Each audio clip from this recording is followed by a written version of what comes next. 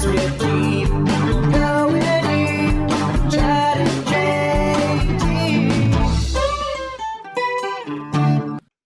How's your mom doing? She's doing well. Yeah, she's hanging in there. I get a little frustrated when they go out and stuff, but they're doing well. Are you paranoid? I'm super paranoid. Yeah, too much. Yeah, I'm probably too paranoid. yeah. There's a good book for you called The Art of Fear. You might need to read it. Have you heard of it? I heard you and Gabby talking about it, and then I haven't read it though. But I appreciated your perspective on fear as well. I thought it was refreshing. But maybe we can get into it as we go into the pod. Yeah. Okay. Well, you lead the way. You guys lead the way. All right, I'll intro. What's up, guys? This is Chad Kroger coming in with the Going Deep with Chad and JT podcast. Guys, before we begin, I want to remind you once again that we are brought to you by Manscaped. Manscaped, thank you so much for keeping our trims pubed, for looking after our hogs, for making sure that we're fresh and clean. So, guys, use code GODEEP20 at manscaped.com. And we are here joined by a guest pro surfer, big wave surfer, Laird Hamilton. Thank you so much for joining us. Thank you for having me. Yeah. We're pumped. I've been binging films about you, and I feel like I've been shot out of a fucking cannon. Yeah. I hit the kettlebells extra hard today due to inspiration. So thank you for that. The shots from the neck down, so I can't really see the result. Unless that's what you did to your eye. Yeah, right. Yeah, it's solid. It could be a little better, but actually, I think during this quarantine, I've got into the best shape I've been in a long time. I'm trying to make myself as strong as possible, so if I get the corona, I can just clean and jerk it over my head. Well, it's interesting. It seems like everywhere I look, people are out.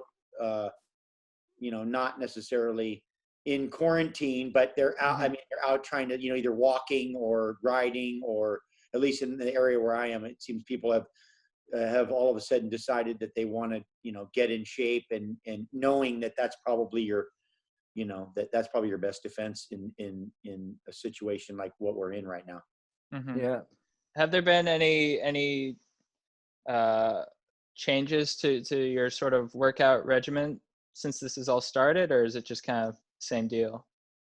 I mean, obviously the ocean, at least in California, is not, is not as accessible. Like in Hawaii, they left all the beaches open, and they're letting, because they know that it's probably helpful to let people go in the water and to deal with anxiety and stress, and that's why they left Central Park open in New York. That's why I think it's important for people to have access to, I guess it's difficult when you have as many people as you do in California. But my routine, it seems like, because I'm not driving kids to school in the morning, I'm not Uber dad and not dealing with some of the other things, you don't, obviously restaurants, you can't go out and have a meal, and it just, and you end up kind of, I would say, having time. It feels like time actually has slowed down. Normally I feel like we're just always racing. We're always behind. We're always just like, a slave to the clock. And right now it seems like that things have kind of slowed down a little bit, and which can be difficult for people because it forces you to reflect a little bit. And I think, that can be scary. What do they say? Idle hands are the devil's playground. So, there's some of that going on. There's some of that, left alone to your own thoughts. I mean, look what it's done to you guys. So. Yeah, it's been purifying in some ways. It's really, I think I was telling someone, I'm like, I feel like I've gotten back to my roots. I feel like I'd lost my mojo, and I kind of think I have it back now due to the quarantine. Well, I don't disagree. I think, it's interesting. The year is 2020, which means clear vision. So it seems like there's some clarity to at least what's important. It seems like what's important, you kind of, we make all these things really important, and then you realize, well, the most important thing is your health, because if you don't have that, there's nothing else to talk about. And then it seems like the next thing is, family, loved ones, friends. I mean, that then is, so is community. So it's health, community, and that seems to be, but we can't have that, because we have we've been fortunate actually we kind of went into quarantine with a a couple of friends. We've just been quarantined together, so it's kind of Oh, that's nice. that's made it kind of nice because it's from the very start we've all been together, and so we've just been together the whole time, kind of like having a big family, which I think has helped us deal with it. But listen, when you're all in the house all day long, you start looking at each other, and before you know it, you find a reason to have an argument. Right. Yeah. Right. Right. Yeah. Yeah. I think the argument. Sorry, go ahead, Chad. No, go ahead. No, you go, baby. You go. Oh, so when I heard you on Joe Rogan last year, I was just getting into breathing exercises. And then when I heard your podcast with him, I sort of amped it up, and I've been trying to keep them up every day. I have been keeping them up every day.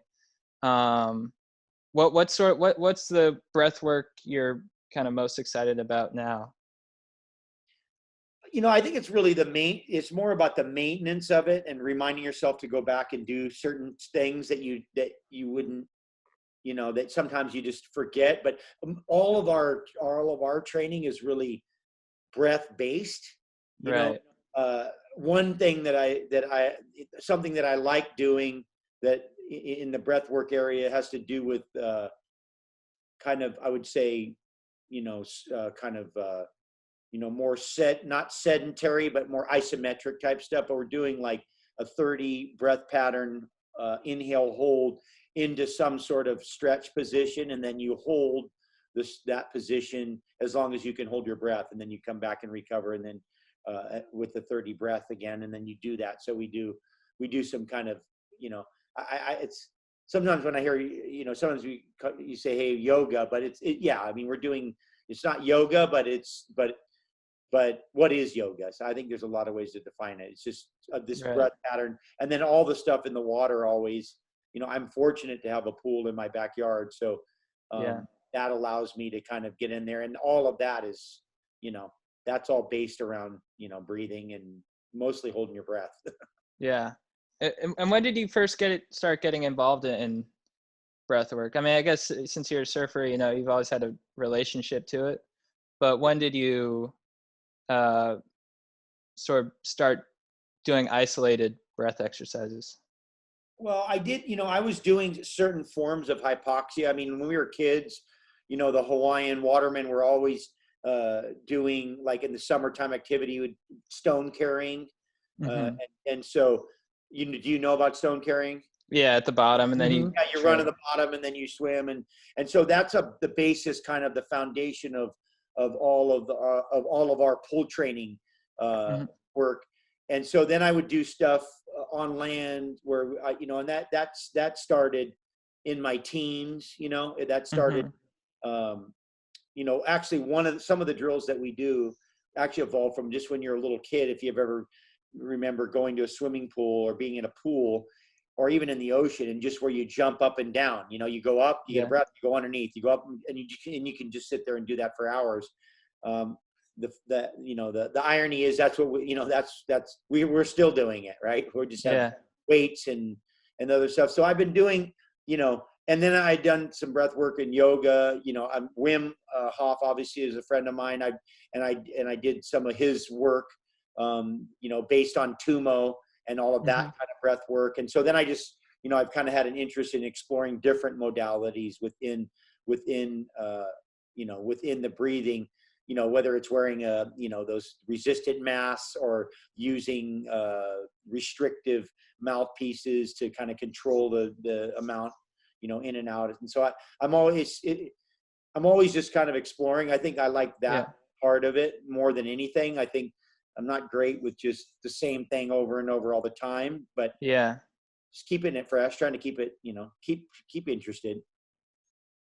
And what do you think are the biggest benefits you've has it been more for a sort of psychological benefits or primarily for physical to sort of increase your endurance and all that kind of stuff? Well, I believe that you can't separate those. I don't think that those are separate. I think that the physical and the psychological are harmonious. And, I think that part of healthy thought is having a healthy system. And part of having a healthy system is having healthy thought. Like, I think you have Right. to have, I think there's a relationship between both of those. And I think that, you're going to reap the rewards of both of those things but one physical, obvious kind of result of the work is that you become more efficient. And so Yeah. you're able to absorb oxygen better. So you can do the same, the same run or swim or bike or hike or whatever it is. And, and with less effort. So all of a Right. sudden now you're just more efficient and you're, so then you can do it more and do it longer.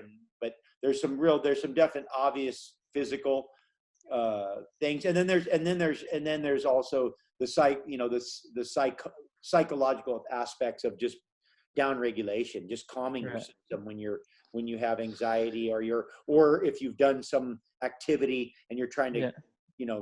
get your heart rate down, and you can definitely calm your thing. And then ultimately, active meditation. So if you want to talk Yeah. about meditating, you want to talk about going someplace else. I mean, you got to be an expert to really do that without physically being in some sort of activity. I can, I feel like I can put myself in a meditative state pretty quickly, Hmm. just certain breath patterns. I'll go away. Yeah. And where I don't think I have the capacity to do that, just, with conventional meditation, given my lack of skill, Right. And so like with doing things like paddling the English Channel, and then you did the bike across America, and all these kinds of things. Do you think part of the driving force behind that is you're trying to, and even in big wave surfing too, it's you're trying to enter this mind space, this sort of meditative mind space, or is it you're just trying to push yourself a little bit further each time? but I think that's yes. Yeah. I think it's both. I think that there's a, kind of a meditative mind space. Listen, when you get into anybody that does any kind of serious long endurance type work, uh, you know, they all have this ability to kind of transcend themselves, right? Just Mm-hmm. to be disconnected.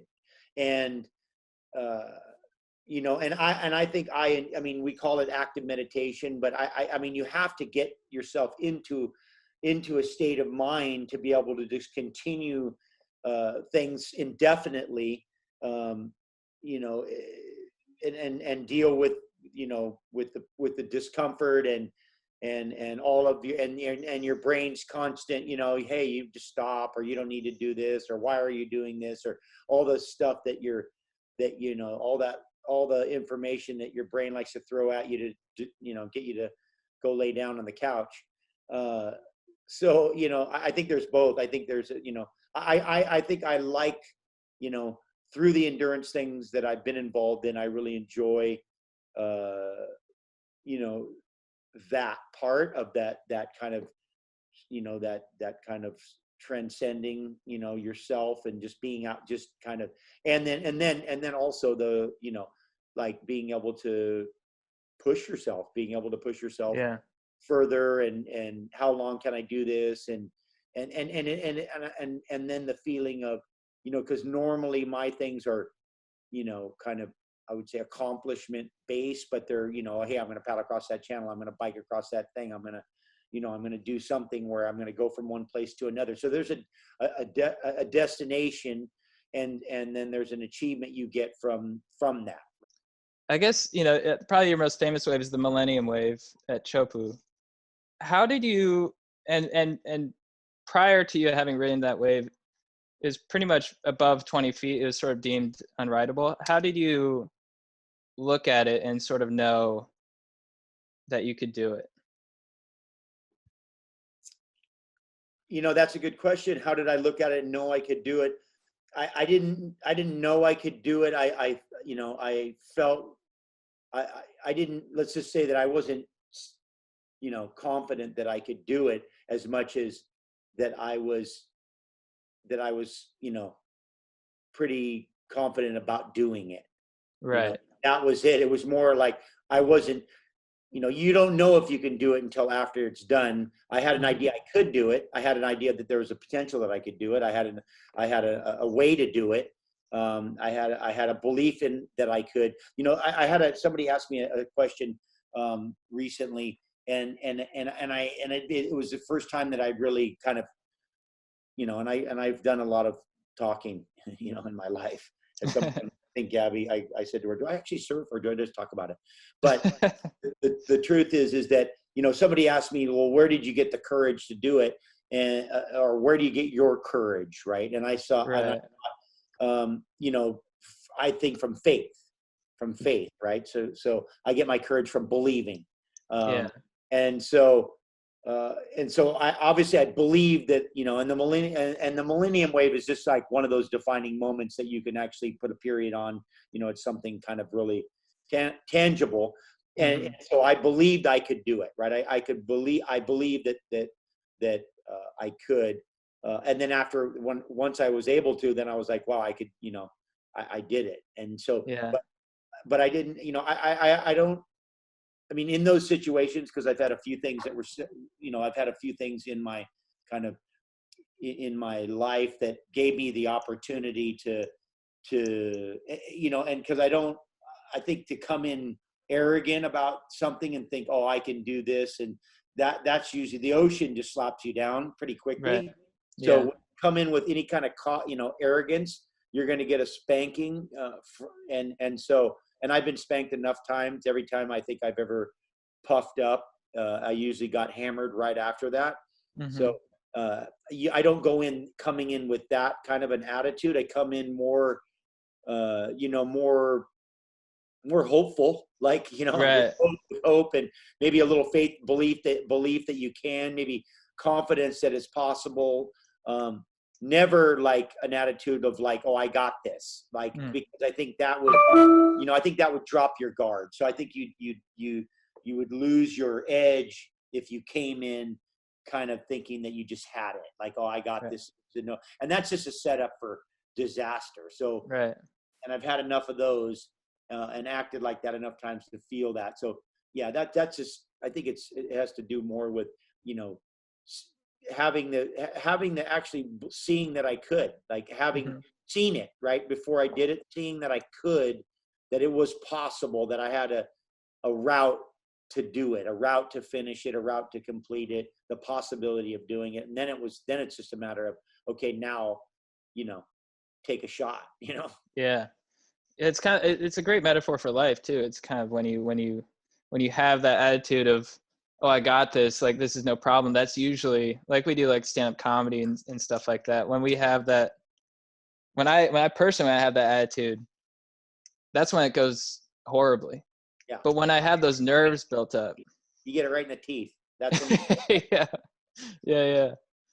And then on that wave too, they talk about in Riding Giants about how, usually surfers, you grab the rail and you use your, but you using your backhand, sort of shifting your weight back.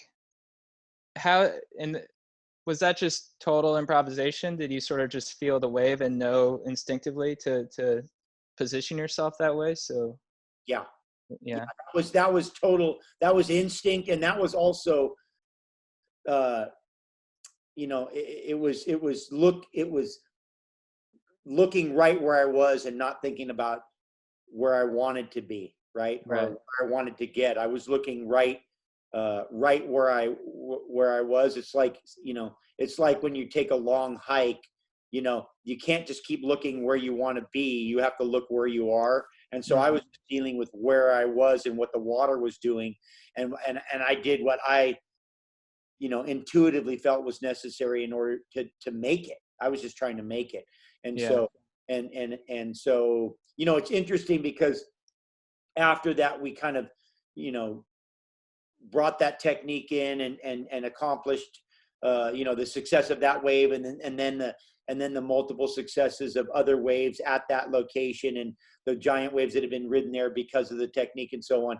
You still see at times on some of the most critical days that people are still not capable of actually making the wave. There's a code red day where the guy's shooting with the dragon camera in slow motion. And, I think very few waves were even made that day.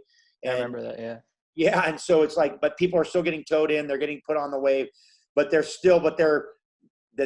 think the riders are thinking more about what they need to do to get out of the wave instead of just what they needed to do to be present, right? To be in that spot. And I think it's,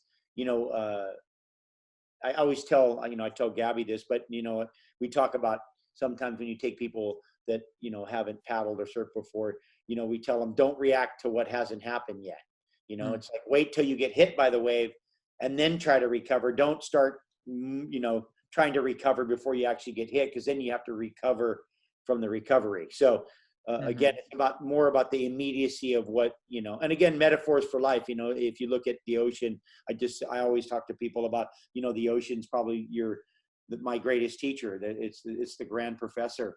And in a way, I think the things that I've learned and the metaphors that I have from the ocean are, carry you through your life. And I think it's and I think that's true with a lot of living. I think you can learn more from living than you can from any books that you're ever going to read. And you just have to, if you observe nature and you observe life and listen and implement, I think that's where the real teaching is. And I think we're sometimes confused about where the lessons are. Right. Interesting. Well, and you struggled with school, right? Like growing up, you, I think I heard you say you dropped out in 11th grade or something like that. And you were kind of a problem child, I think they described you as. Did that ever, I guess because you were so good at surfing that you had something that. That's a polite, you're being polite, yes. Did you ever feel wayward during that time? Or it's interesting. Somebody today, a young big wave rider from up at Mavericks, who's training with us, is Luca Padua. He asked me, he said to me, he goes, I still completely don't know. I still don't know what really what I want to do in my life. And I'm like, it might always be like that. You might do 1,000 things and you might still feel like that. But I mean, the one thing that the ocean always represented was a place of equality, a place of a place that was reliable. I always say humans can do all kinds of strange things and be really, kind of unpredictable, and where the ocean is not. If you have any understanding of it at all, it's very reliable and very predictable. And so in a way, it kind of represents like a sanctuary. Like when everything's going amok, you can still go there and at least rely on it and for it to be what it is. And so that it always represented that. But yeah, absolutely, growing up, more than once, and probably a few times even lately, where you just kind of sometimes you're wondering, you're like, hey, is this what it's all about? Am I going to do this? And can I really do what I'm doing, or what will I be doing tomorrow or in the future? I mean, I think it's a healthy way to live. I think that's a more honest way to be. One thing for sure is when you love to ride giant waves, you will know what you're going to be doing when the surf's giant. If you're healthy and you have access to the ocean, you'll know. There won't be any wondering. You'll know exactly where. Sometimes there's in life it seems like you don't completely know if what you're going to be doing, even when you are fully entrenched in in a business, in a marriage, in parenting, in your TV projects, whatever it is. Mm-hmm. Was part of your rebellious spirit seeing inconsistencies in people? Yeah, I mean, well, I think, well, first of all, I think we make the mistake of putting a lot of pressure on our parents, on our friends, on our people who we look up to. I think that I always say no expectations, no disappointments. But absolutely, does it influence you? Do we maybe want to become something maybe that we think we didn't have? Do we want to be like somebody who we looked up to that disappointed us, but we want to be somebody maybe that people look up to that we don't disappoint? Like, I mean, I think all of that feeds into, who we are. I think, and obviously, we can say we either are or we're completely not, but we're affected by the company we keep, we're affected by the people and the influences that we have, and where we grow up. I mean, these are all huge factors in our personalities, in our drive, in our mission, in our, and we're affected by, past generations too, because we have programming that's DNA downloaded. So it's complicated. Yeah, for sure. Yeah, I've heard Thomas Wolfe describe it like you're like an undeveloped picture, and then your environment is like the water you get developed in, and that's how much the picture pops. But Exactly.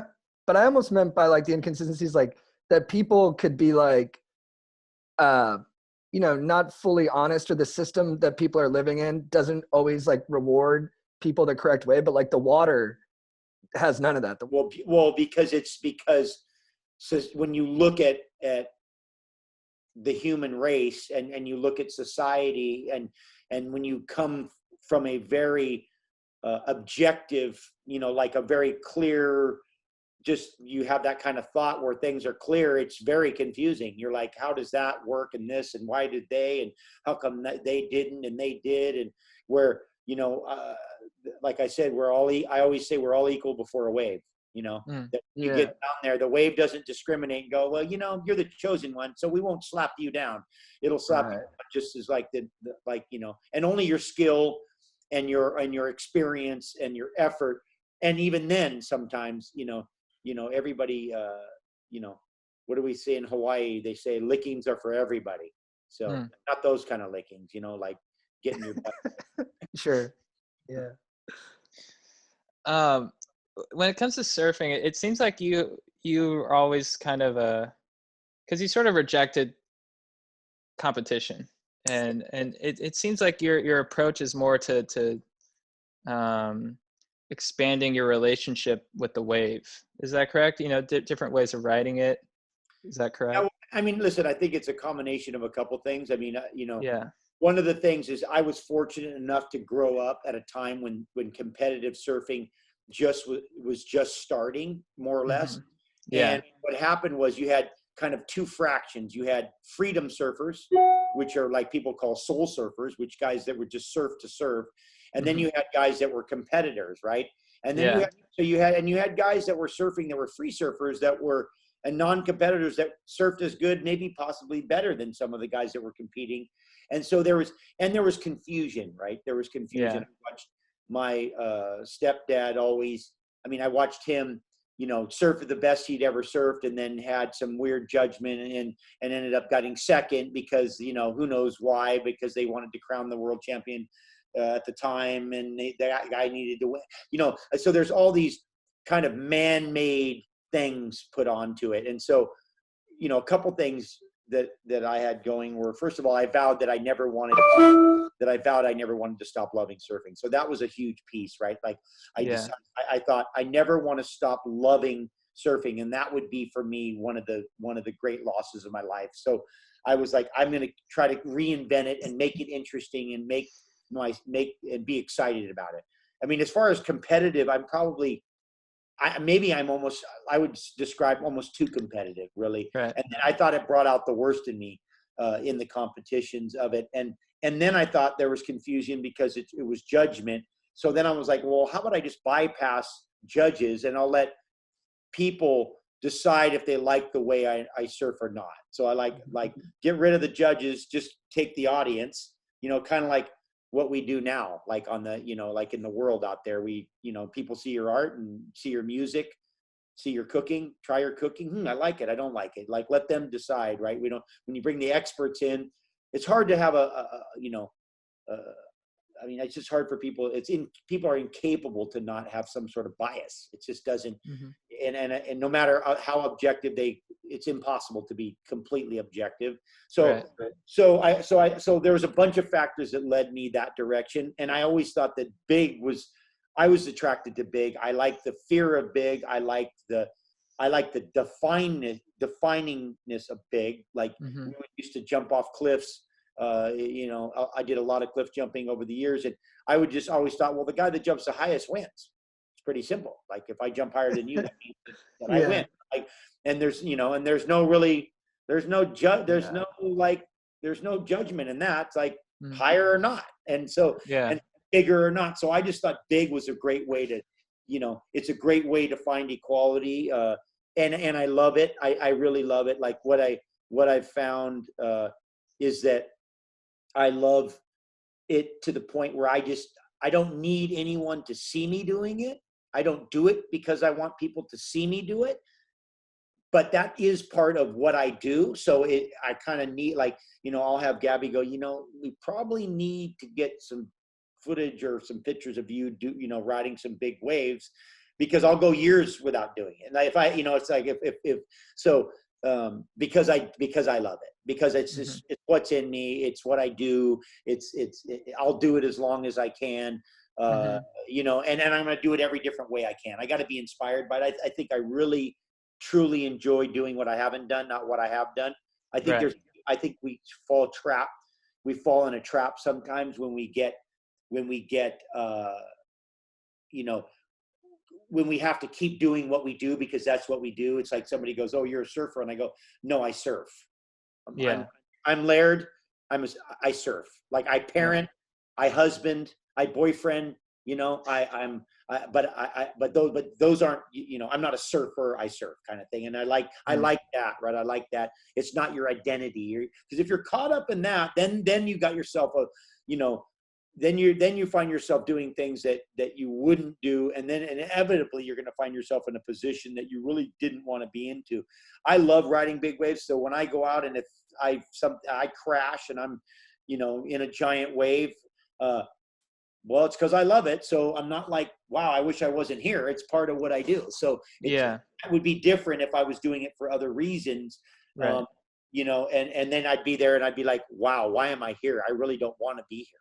And so it's not that I want to be there in front of a giant wave when it's going to land on my head, but that's inevitably what happens at times, when you ride big waves. You've done so much too, because and that's so interesting how the way you kind of reject labels, because you've acted like a North Shore, you've modeled, you've done windsurfing, you've done big wave surfing, you have a supplement company now, you do training. And then I was trying to describe you to someone and I just said adventurer. And then Chad said waterman. I like those. I like those, like, innovator. Yeah. Like just something broad that kind of leaves it open to the universe. Yeah. And it's cool. It's very cool. Yeah. Yeah, it's really cool. Did you? It's because labels. I think labels are dangerous because we can be defined, and then it minimizes people sometimes. Yeah, minimize. Let's avoid minimization there. Yeah. You want to go big in all directions. All the way to the end, and then big then too. Yeah. What do you think then? What do you think at the end? Ooh, I don't know. It's the unknown. That's always exciting. I think that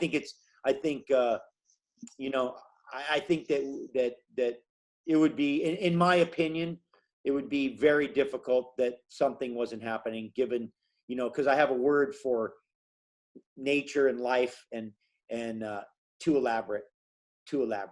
Right. It's just too elaborate. It's something this elaborate just doesn't, I don't know if it just, ends with maggots. Yeah. Do you have like a spiritual practice? Yeah. Well, so there's a gentleman who that I follow some of his work, and they asked him, if he believed in God, and he just says, "I conduct myself like He exists." So I like that. I'm going with that. It's one of the best things I've ever heard, and I just would say, I'll rephrase it for myself personally. I'm trying to conduct myself like He exists, it exists, exists, whatever. And so I'm going with that. Cool. I like that. Was it hard for you with as relentless as you are and as motivated as you are. Because I was really, I know, I just found it so lovely, you and Gabby's relationship and the way she talked about you in Iconoclast with the show you did with Eddie Vedder. She has such a clear understanding of the way you live your life and of your philosophy towards life. And it was kind of beautiful to hear her articulate who you were, because it seems so in touch. And so was it hard for you to date other people like along the way there? I mean, I think that's why I didn't really date. I mean, I just Oh, you wasn't. didn't? I mean, I didn't have, I didn't have like a dating career, you know. I mean, it's like, I was speaking to Luca this morning about girls and dating, and it's just, you know, and some men are, you know, that's what they do. Like, they're just like, girls are their thing. And I've had other focuses, and I had an incredible mother. So I had a extremely high bar. Let's just put it that way. Right. Right Yeah. at the beginning, you know, I mean, listen, when you're, you know, young and full of testosterone, I mean, it's woman and you're a man, and you're like, you know, you have biological urges that have nothing to do with intelligence. But you know, I would say that you know, that I would say that's why I didn't, you know, that's why I didn't, you know, kind of, maybe that's part of the reason why I've done some of the things that I've done, is because I was actually more focused on doing that stuff than I was on, you know, on chasing girls. It just wasn't that, you know, that wasn't, I mean, listen, when I met Gabby, you know, obviously I had a wife before Gabby, and I think, you know, part of that commitment was that just a part of that kind of my relationship with it, that I was more committed that way. And that I was, you know, that was, that's a little bit my personality, that I think that I'm not, you know, I mean, I just, even when I look back when I was in the, you know, in the highlight single part of my life, you know, I wasn't something that was, you know, that dominated. And first of all, it wasn't the reason why that I did things. Maybe you know, some guys are like, hey, I'm going to be great at this because then I can have girls. And then I was like, I want to be great at this maybe because I want the girl. Right. Right. You It's know, much more romantic. Yeah. I love that. whatever. Yeah. I mean, I don't know. Like I said, I don't know. You know, and I think for everybody it's different. But you know, I felt like a lot of it is a distraction, and you know, that's time and energy away from your focus, whatever. And so you just have to decide what's your priority, like what are your morals, what are your values, like how are you morally, like are you good with, you know, running around, you know, chasing everything, and is it that, or do you have other kind of, I don't know, standards, or you know, maybe it's program guilt, who knows, I don't know what it is. I mean, it's, you know, but Yeah. I can only speak from my position. No, I grapple with it too. That sounds like a good breakdown of it. Yeah, program guilt. That's interesting. Yeah. Well, I mean, listen, it's just Yeah. again, it's individual, and if you know, but I look, it's also observation, and you know, you see single males that have been pursuing women for their life as they get older, and you don't see many people more unhappy. I mean, Right. Yeah. guys empty, because there's an emptiness when you don't have love, right? Because this other thing is not love. This is something else, right? And so this whole, you know, that whole thing is different than what love is, and so it's, you know, and you see the emptiness, and then you see, you know, you see when there's an opportunity to see a nice relationship, which is not so prevalent. You see something that, like, it can be inspiring. Like, I know when I was, Yeah. Totally. yeah, when I was a kid and I looked around and I go, well, who do I respect? Like, what men do I respect? Well, most of the men that I respect were in relationships that they had a woman that they respected, that they were in love, like they had mutual respect. And some of these people have been married a long time, and so maybe the love wasn't so obvious, like, you know, honeymoon romance where they're kissing every 5 minutes, but it was definitely, there was something there that what I was attracted to, that I go, you know what, I would like to enjoy what that looks like one day. And because the other thing about turnover. That just, for me, I thought that was really more loneliness, emptiness, and in a lack of courage. Like I mean, I go look at that, I go, that's not courageous. That's not courage. What do they say? Easy to please many women once, but try pleasing one woman many times.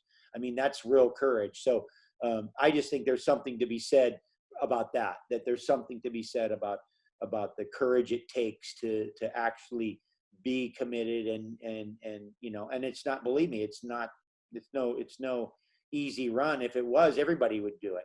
It's like anything. It's like, look around and choose something difficult and believe me, you'll get fulfilled if you accomplish it. But it's easy to do the simple stuff, but then there's nothing in it. Mm-hmm. Yeah. Did you always have this sort of growth mindset and this sort of drive to go towards what's difficult, or did you sort of cultivate that within yourself? No, I think I've always gravitated towards hard. Yeah. I've always gravitated towards hard.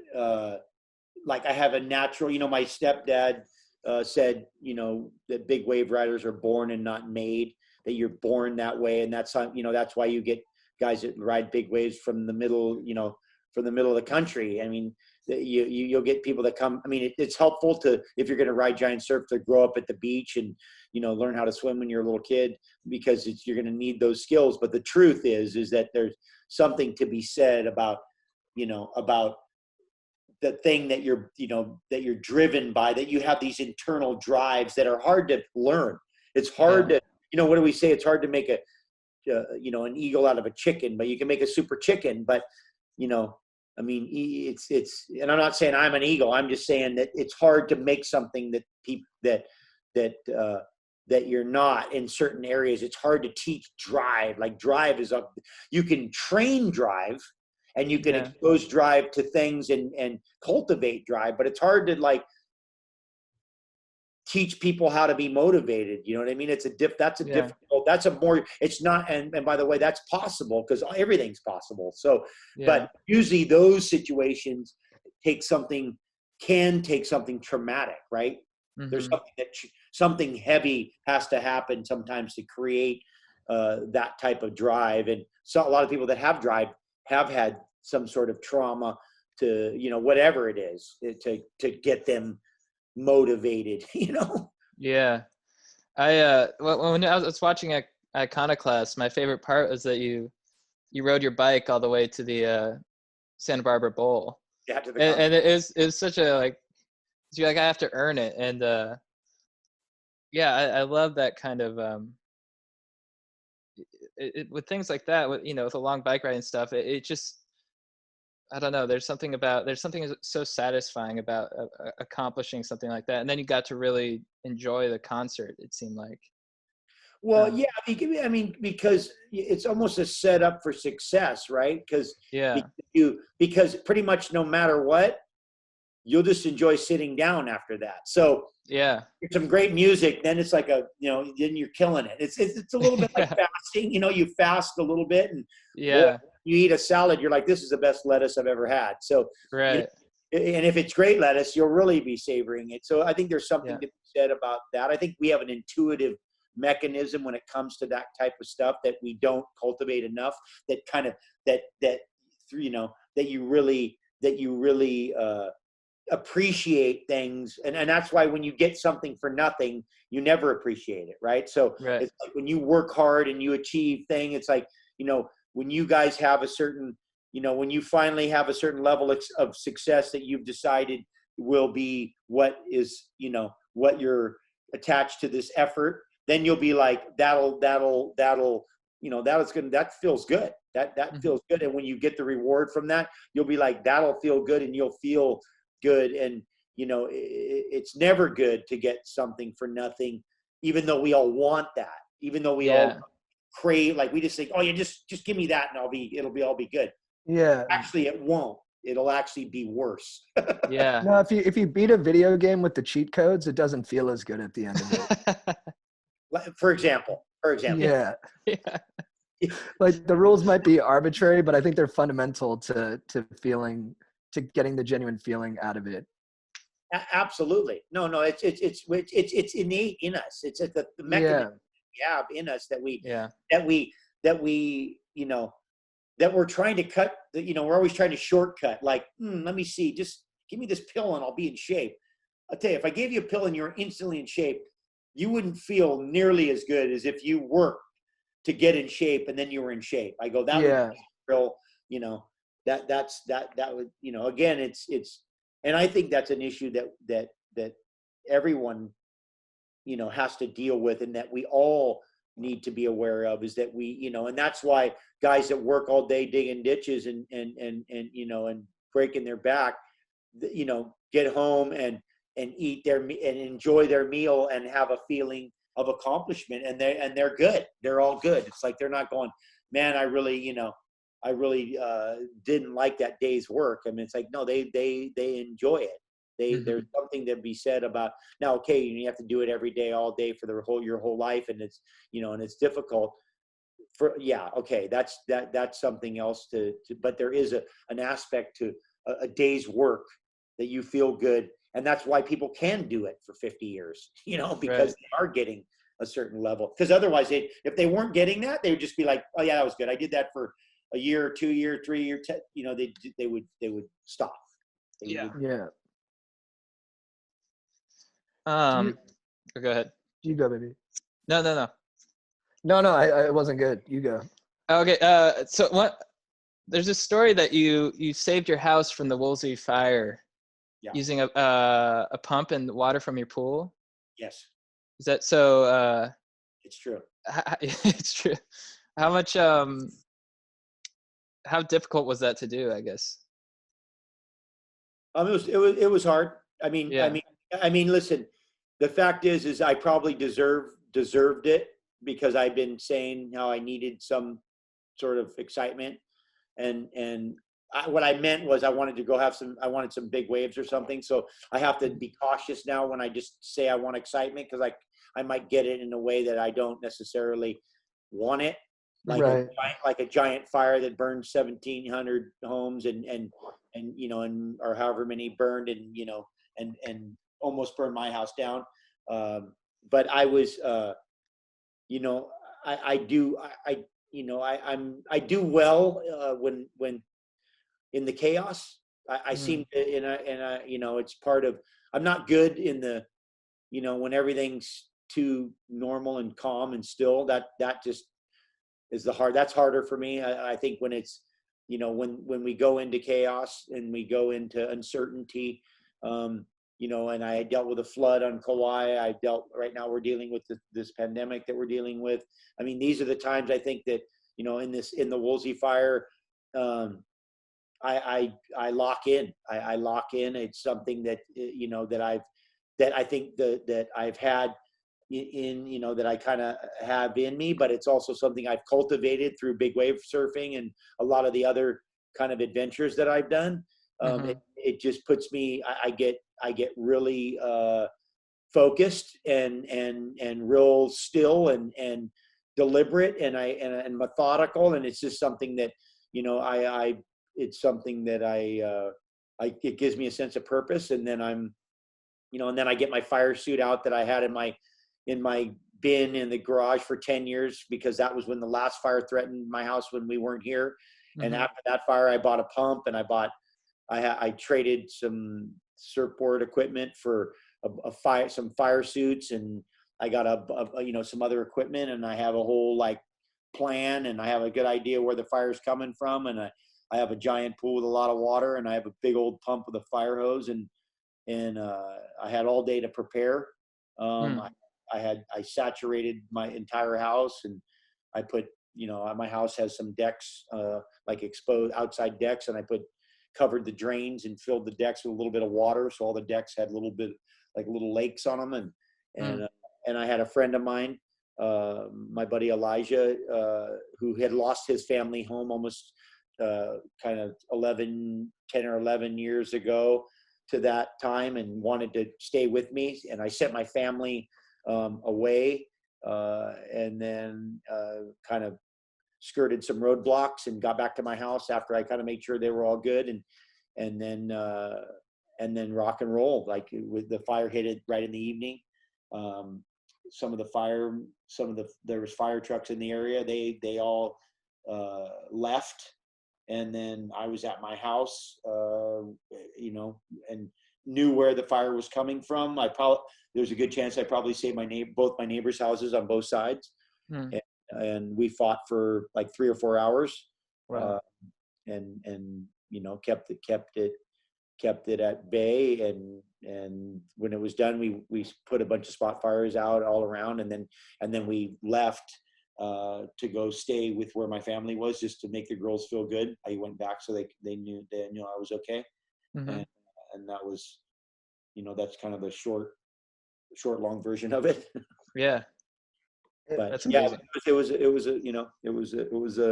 was another one of those, notch on my lipstick case. I feel like I've had a lot of, I was in I was in a giant hurricane, one of the strongest hurricanes ever to hit land. I just have had an adventurous go at it down here on this run. Yeah. Yeah. Yeah. Well, you've honored your incarnation for sure. What's that? You've honored your incarnation for sure. Yeah. We're still working on that. I'm not leaving. I'm not sitting back and, There's still some meat on the bone, you think? yeah, I gotta keep it up. I gotta survive this parenting thing. Yeah. Fires and hurricanes and floods and Much simpler. waves and avalanches. That stuff's child's play, man. Parenting. Yeah. That's the one. Yeah. What do you find kind of I guess more dynamic about it or confusing about it than these other things? Well, one of the things is that you don't get to participate. You have to observe. Right. And I'm usually, the fix it guy. Yeah. Fix it, like remedy, whatever. And I got to observe. I got to observe, and I got to take it, and I got to be vulnerable through somebody else. So, when they drive away in the car, I got to worry about them, where it's not me driving away. If I drive away and I'm tired, something happens, that's me, and I'll try to deal with what happens. And if I don't, I don't. But when it's somebody else that, that you love and care about so deeply, and different than your wife or your brother or your mom or your dad, it's like, these are your kids. And so there's like a weird, and then they're part you, and it's just, if somebody would have warned me, how severe this was going to be, I might have, I don't know. I don't think I had a choice I got 3 daughters. So, I might have chosen for just maybe one dog. At the beginning of the podcast, we touched on my fear about the pandemic and how it might be overstimulated. And I loved hearing Gabby talk to you about your relationship to fear, because you were very candid about it, and you didn't act like it wasn't a part of your system. You basically said it was beneficial, but can you elaborate on that?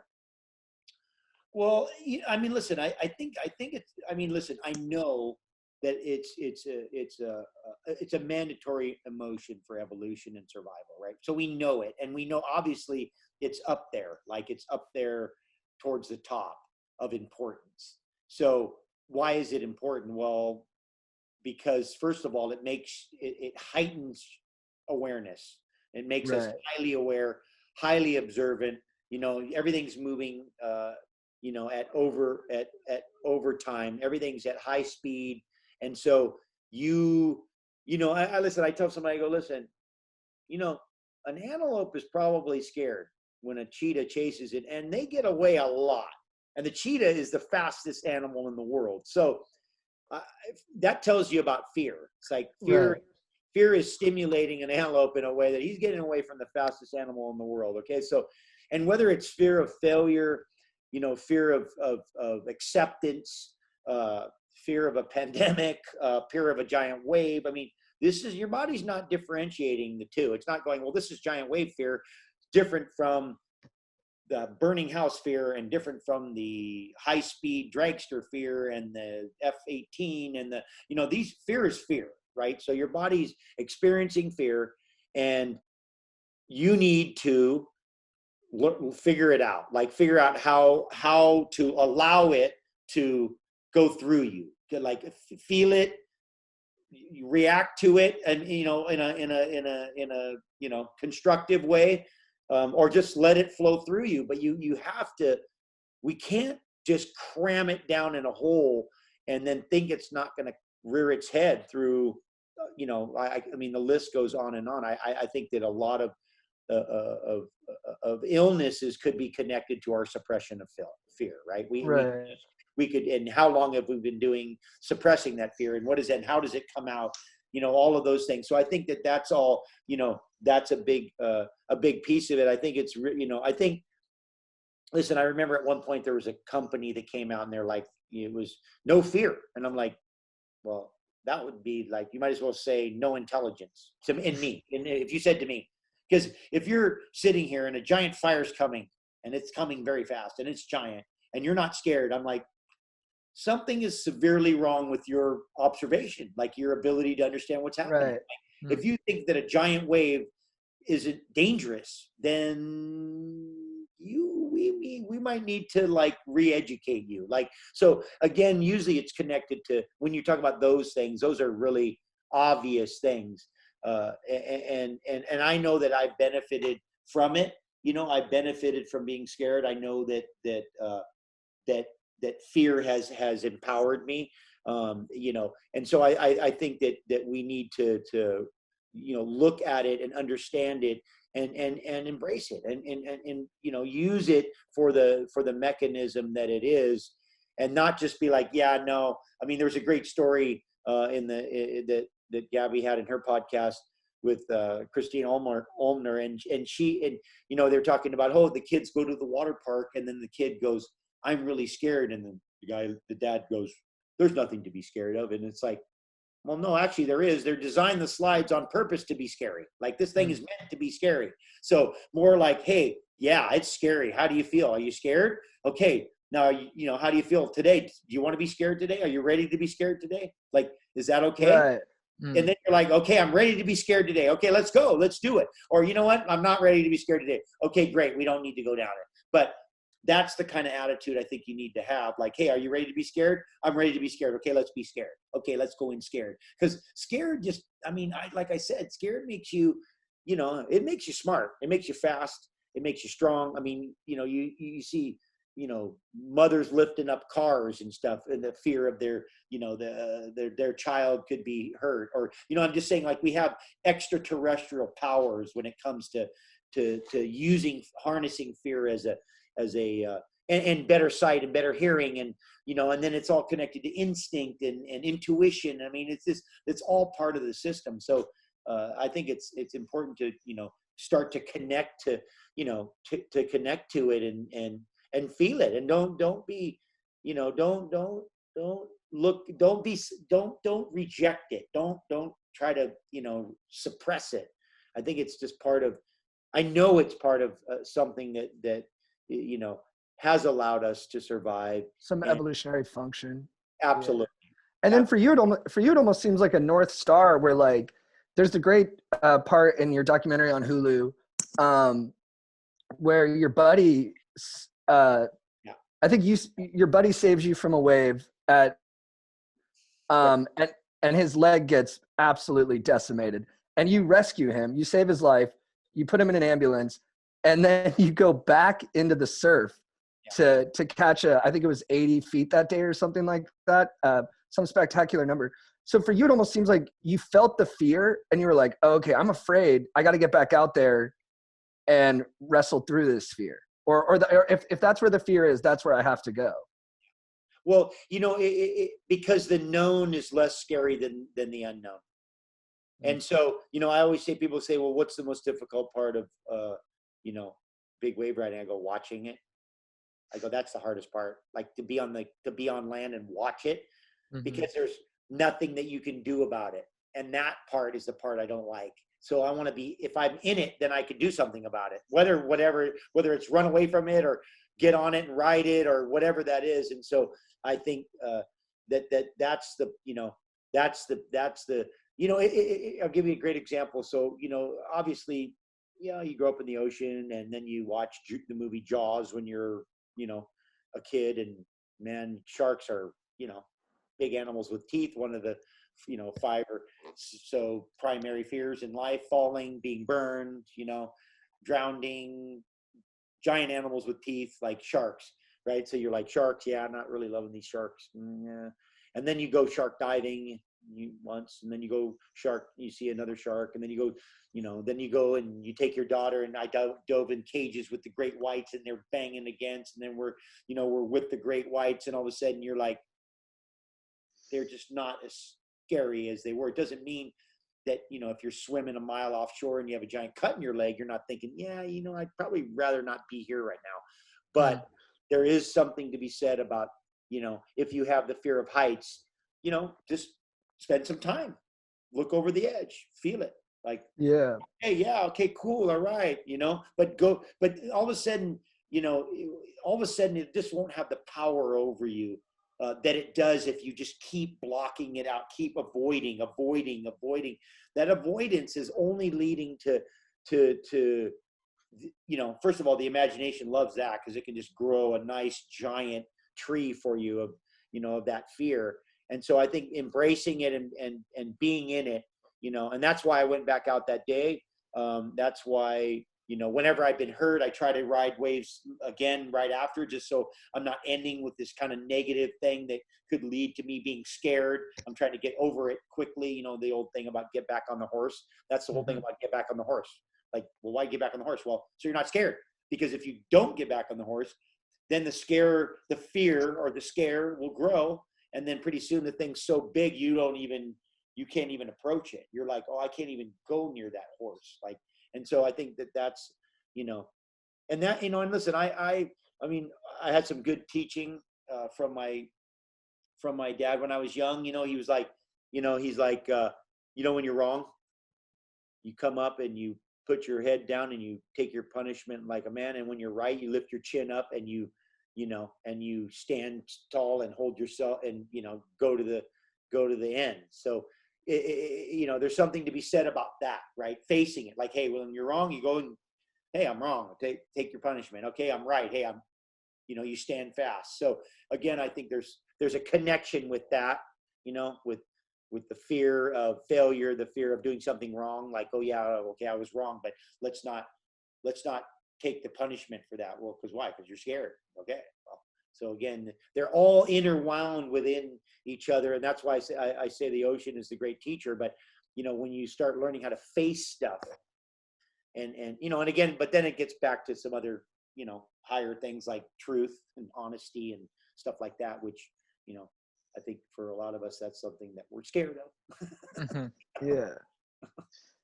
And there was a time, I think when you're filming Waterworld, you got lost out at sea, right? Yeah. How did you approach the fear or handle it in that situation? I haven't heard this. Listen, I went through a lot of emotions that day. That was I went through a whole spectrum of emotions, obviously. I vowed to, if I was brought back to land, that I would turn from my sinful ways.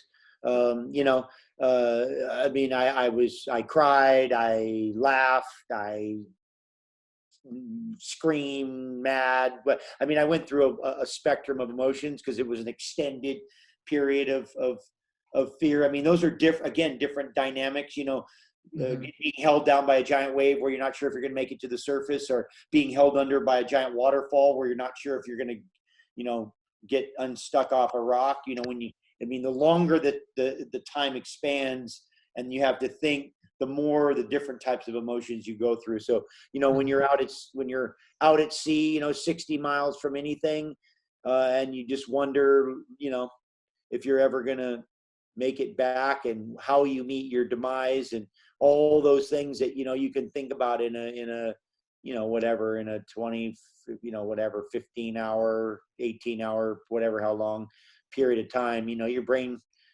And and imagine if it extended to days and days and days, you just go through more of those, and they would extend over longer periods of time. What were you stuck on? Oh, I was on a jet ski. I was trying to ride between islands, and the volcano was erupting. There was a lot of fog, and so it ended up, and the current was unusually strong, and it pulled me off course. And I got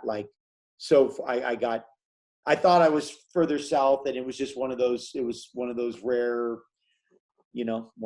moments when you find yourself 60 miles from land with a jet ski with about a half gallon of gas in it, and an EPIRB, which is a emergency locating device that I had brought with me. So I wasn't completely. Had I not brought that, I probably wouldn't have made it.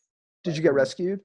I did get eventually the Coast Guard found me. First, they found me with a C-130 right before dark, and then they dropped a flare and another thing, and then an emergency helicopter, Coast Guard helicopter, picked me up in a basket and pulled. They dropped the radio in a like a Ziploc bag, and then they said, whatever you do, don't touch the basket before it touches the water, because the helicopter builds static electricity when it flies, and you could be shocked to death. So wow. I don't know how they found that out, but so then I got in a basket and got pulled up, and they flew me away, and I left my ski, and then my ski floated around the Big Island and over a few days, and then somebody called me like a week later and said, "Hey, do you want your jet ski?" And I'm like, "Well, I did, but I left it. I left it like 60 miles offshore on the north side of the Big Island." And they go, "Well, we found it," and the guy happened to be like a Yamaha factory jet ski mechanic, coincidentally, and flushed it and had it all running. And I gave him a little ransom. I gave him a bounty, and drove my ski back from Lanai, I think it was. So you got back on the horse and you drove the ski back around the island. Yeah. What did you say when you saw the C-130? Like, I mean, because it must have been as dark as it gets, right? Well, the first thing I said was, I wonder how they're going to pick me up in that. Because they're not, because they're just flying, because they use the C-130 to fly the grid pattern, because it's like finding a needle in a haystack. So unfortunately, my signal was sending. And in the beginning of the day, I had a VHS radio that I could hear the people talking to me, because my mother was in the helicopter business. And so, and my other friend, a helicopter pilot from Maui, Don Shear, was looking for me, but they were looking for me way south from where I was. And then, so the C-130 flies a grid pattern, and they eventually found me, like I said, needle in the haystack. First, they flew over me above the clouds, and I had these kind of makeshift paddles, and I was flying them, like standing up, but they were above the clouds. And when they went over, I thought, well, that was my chance, and that was it. And then they came back around like another in 45 minutes or something like that, an hour later. Wow. Down below the clouds, headed right at me. And when they flew over, the tail, the gate was down in the back of the plane. There was a guy sitting on the tailgate of the plane, and he just threw the package out, like gave me a thumbs up, and they dropped a flare out, like a big canister, that I was like, what's that for? But I guess it was so that it was a bigger signaling device. And then the chopper came, and the guy picked me up, and he pulled me up with a net into the chopper, and the guy goes, "Hey, Laird, what are you doing out here?" I go, "Oh, you didn't want to know." He gave me a t-shirt and a Tiger's Milk bar. Yeah. Got to have one of those in your kit, Yeah. one of those rescue at seas. I mean, when I go down the list, it's ongoing. Yeah. That's awesome. That's amazing. All right, maybe I can ask you some quick fire questions, Laird, and then can we answer some questions from some listeners? We typically give them advice on life issues and stuff. Do it. Fire away, and I'll try not to swallow. All right, squats or Turkish get-ups? Turkish get up. Sauna or ice bath? Yes. Chopu or pipeline? Chopu. ATVs or wave runners? Wave runners. That one's not even close, huh? You need TVs, but wave runners are like, that's like saying tools or toys.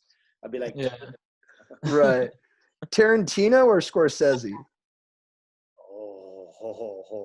Battle for the Scorsese. I agree. And then rock music or avocados? Oh, come on. Avocado. No, of course. Oh, okay, cool. Jimi Hendrix, the last real surf music you're ever going to hear. Come on. That's your guy? Well, Jimmy's, there's only one. And like I said, he says it himself, the last real surf music you're ever going to hear. All along the Watchtower, listen, we surfed giant jaws. That was our theme. Jimmy's our theme guy. That's awesome. Yeah. All right, cool. We'll get some questions going. And AC/DC, of course. Oh yeah. The greatest rock band, by the way, the greatest rock band in history, according to my experts. Yeah, they are. What's your song from them that gets you fired up when it's big wave day? I mean, just, a whole lot of Rosie. I mean, I don't know. I mean, there's just too many. Which one do you want? There's probably 10 of them that rev it up, Right. I want to tell you a story about a woman I know when it comes to loving, steals a show. Come on. These guys know it right. All right. First question. Help stewards of Stoke. My friend and I have known each other for going 5 years. We have been through the best time, prom, and the worst car crash, and everywhere in between. She and I are great friends and get along great. Her and I say I love you every time after we talk and see each other. She has made a joke about if we don't get married by 30, then we'll just marry each other. The reason I don't shoot my shot is that I'm worried it would ruin our friendship. Also, next year I'm moving to Maryland. Both of us currently live in Virginia for college. Any help would be greatly appreciated. Thank you so much, Chad and JT. What's the question? Seems like he has the answer already. What? Yeah. Well, I mean, sounds like the basis for a good relationship. You might already be married. Don't blow it. Yeah. Don't blow it. Don't blow it and go out with some other girl. Right. Yeah, I agree with you. I think it's what's the question? You know what I mean? Is it what should he do? Yeah, I guess that's what he's asking. Yes, that's what he's asking. Well, the best relationship you're ever going to have with a woman is one that you don't have sex with. So I wouldn't do that because that might ruin it if you really like her. But if you don't, you probably need to figure out if you really want to be with her or not. Right. Mm-hmm. I mean, yeah, I think you just got to tell her how you feel. And then I don't even know if you have to do it in like a phone call or, a formal way. I think you guys just go out one night, you have a couple drinks, and then you just look at her and you go, look, I might have buried the lead a little bit, but I'm in love with you for real. Not just I love you at the end of a conversation. And then see if she kisses you. Well, we just talked about it. Face the fear. Face the fear. So again, he's probably worried about rejection, right? Because that's one of the things that's the most scariest thing, being rejected, especially have a woman turn you down. Oh my gosh, that hits you right where it hurts, right? So yeah, in the soul. That's a big piece of it, is that fear, right? So got to face it. I mean, at the worst, she says, no, I just, want to be your friend. And you already have that. So it seems like, no matter what, you got nothing to lose and everything to gain. Yeah. Yeah, I agree. I think you should go for it. Hooded Warrior, feeling insecure. This is a long one. I'm sorry. While I'm not a member of the small dong clan, we went on TV and said we have a small dongs and we're trying to destigmatize shame around that. Show me that stuff. I got it all. I'm already Oh, you watch? I'm all aware of the work. Yeah. Over the weekend, I was crushing some hard seltzers with the squad, 6 feet apart, of course, and ended up getting cock-blocked by my friends through the form of self-doubt and insecurity. I've been vibing with one of our lovely lady friends, and we had discussed going back to her place after the chill sesh to go to Bone Town after a period of quarantine-induced sexual frustration. I was really excited to mash faces. The boys went in, so I'm going to skip a little bit. The boys went in the group, went on a tangent discussing their disgust towards uncircumcised penises, or what I like to call hooded warriors. While I don't have a high body count, I have gotten freaky with a good number of babes and never had a problem with my natural born skin and have had generally good feedback on my stroke game and tender yet firm lovemaking. Do you boys have any advice for me in this situation? I guess he didn't consummate the attraction that night with this girl he likes because of them making fun of him. And he says, I want to drop dong and show to the group the beauty I hold below my belly button and below my balls. Like I said, face the fear. Face the fear. I mean, I know men that have and don't have, and I mean, listen, if somebody's got judgment about it, then you got to question if they're your friend or not. You know. Dude, I'm circumcised, but I'm pro uncircumcision. You have more nerve endings, so you have more sensitivity, which I think probably to me would lend itself. You were made like that originally for a reason. So yeah. And I think it would lend you to be a better lovemaker. And then, not to be crude, but I think the top male porn star in the game right now is uncircumcised. So, I mean, if you're looking at paragons of, exhibitionist sex, yeah, it's happening in the world, baby. You're in good company. Exactly. Face your fear. Back to face your fear. And I think he's got to flip it out in front of his boys and just ride that wave. Well, that's again, acceptance. Yeah, I think if he unveils it in front of them, then, they've got no choice but to accept it. Yeah, Yep. well, I mean, yeah, I won't go into it. I'll just hold back.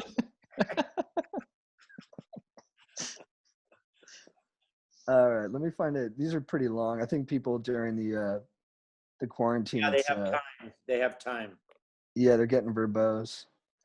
Trouble with making friends. I'm a 22-year-old stoker from the mountains, and I have never had a real friend aside from my parents and dog. I'm not antisocial by any means, and I generally do rad things like skiing, skating, fishing, playing music, and hitting bars. I'm a bit on the quiet side, but can also always hold an engaging conversation with just about anyone. I'm not trying to toot my own horn, but I think I'm a pretty rad dude. So how am I unable to make friends? For my whole life, I have put in work to make friends, but I always get glanced over or forgotten about. Literally any advice you guys could give me would be tremendous, as I'm honestly at the end of my rope here. Thanks, boys. Poor guy. Well, I mean, listen, first of all, who do you want to be your friend? Again, so, I mean, maybe you've been saved by not, I mean, listen, it's important to have friends, but what you find is that your real friends there's very few. There's very few people. And so at the end of the day, you got to decide who, do you just want to be accepted by people, somebody, like have a couple friends that accept you, like as some sort of thing about being accepted, or do you want, a friend that like got your back, and that you have to earn that stuff. You have to earn the friendship, and it takes two to tangle. It takes two to participate. So friendship is an interesting thing, and you could have 100 friends and not one real one, or you could just have one real one. Again, you got to decide. People think that if you're popular, that somehow that means you have a lot of real friends, but you could actually be popular and have no real friends, and then not popular and have a genuine friend. So, you usually find out who your friends are when the going gets tough. Yeah. That's No, I agree with that. Yeah, I think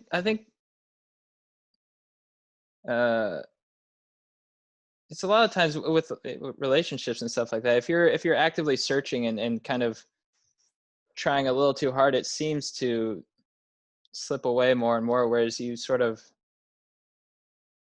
allow the real friends to come into your life and just maybe sort of work on your relationship with yourself. And I feel like those are the times when the best people come to your life, when you're sort of at a point of self-acceptance.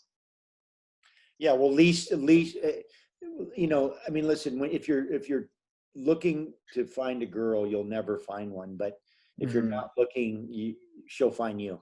So if you're looking for a friend, like you've just said, work on you, work on you being, you being okay with you, because it's at the end, no matter what, friends or no friends, it's going to end there anyway. So it's like each of us, and believe me, if you figure out how to make yourself happy, and you're happy, and you're, how would you guys say, stoked?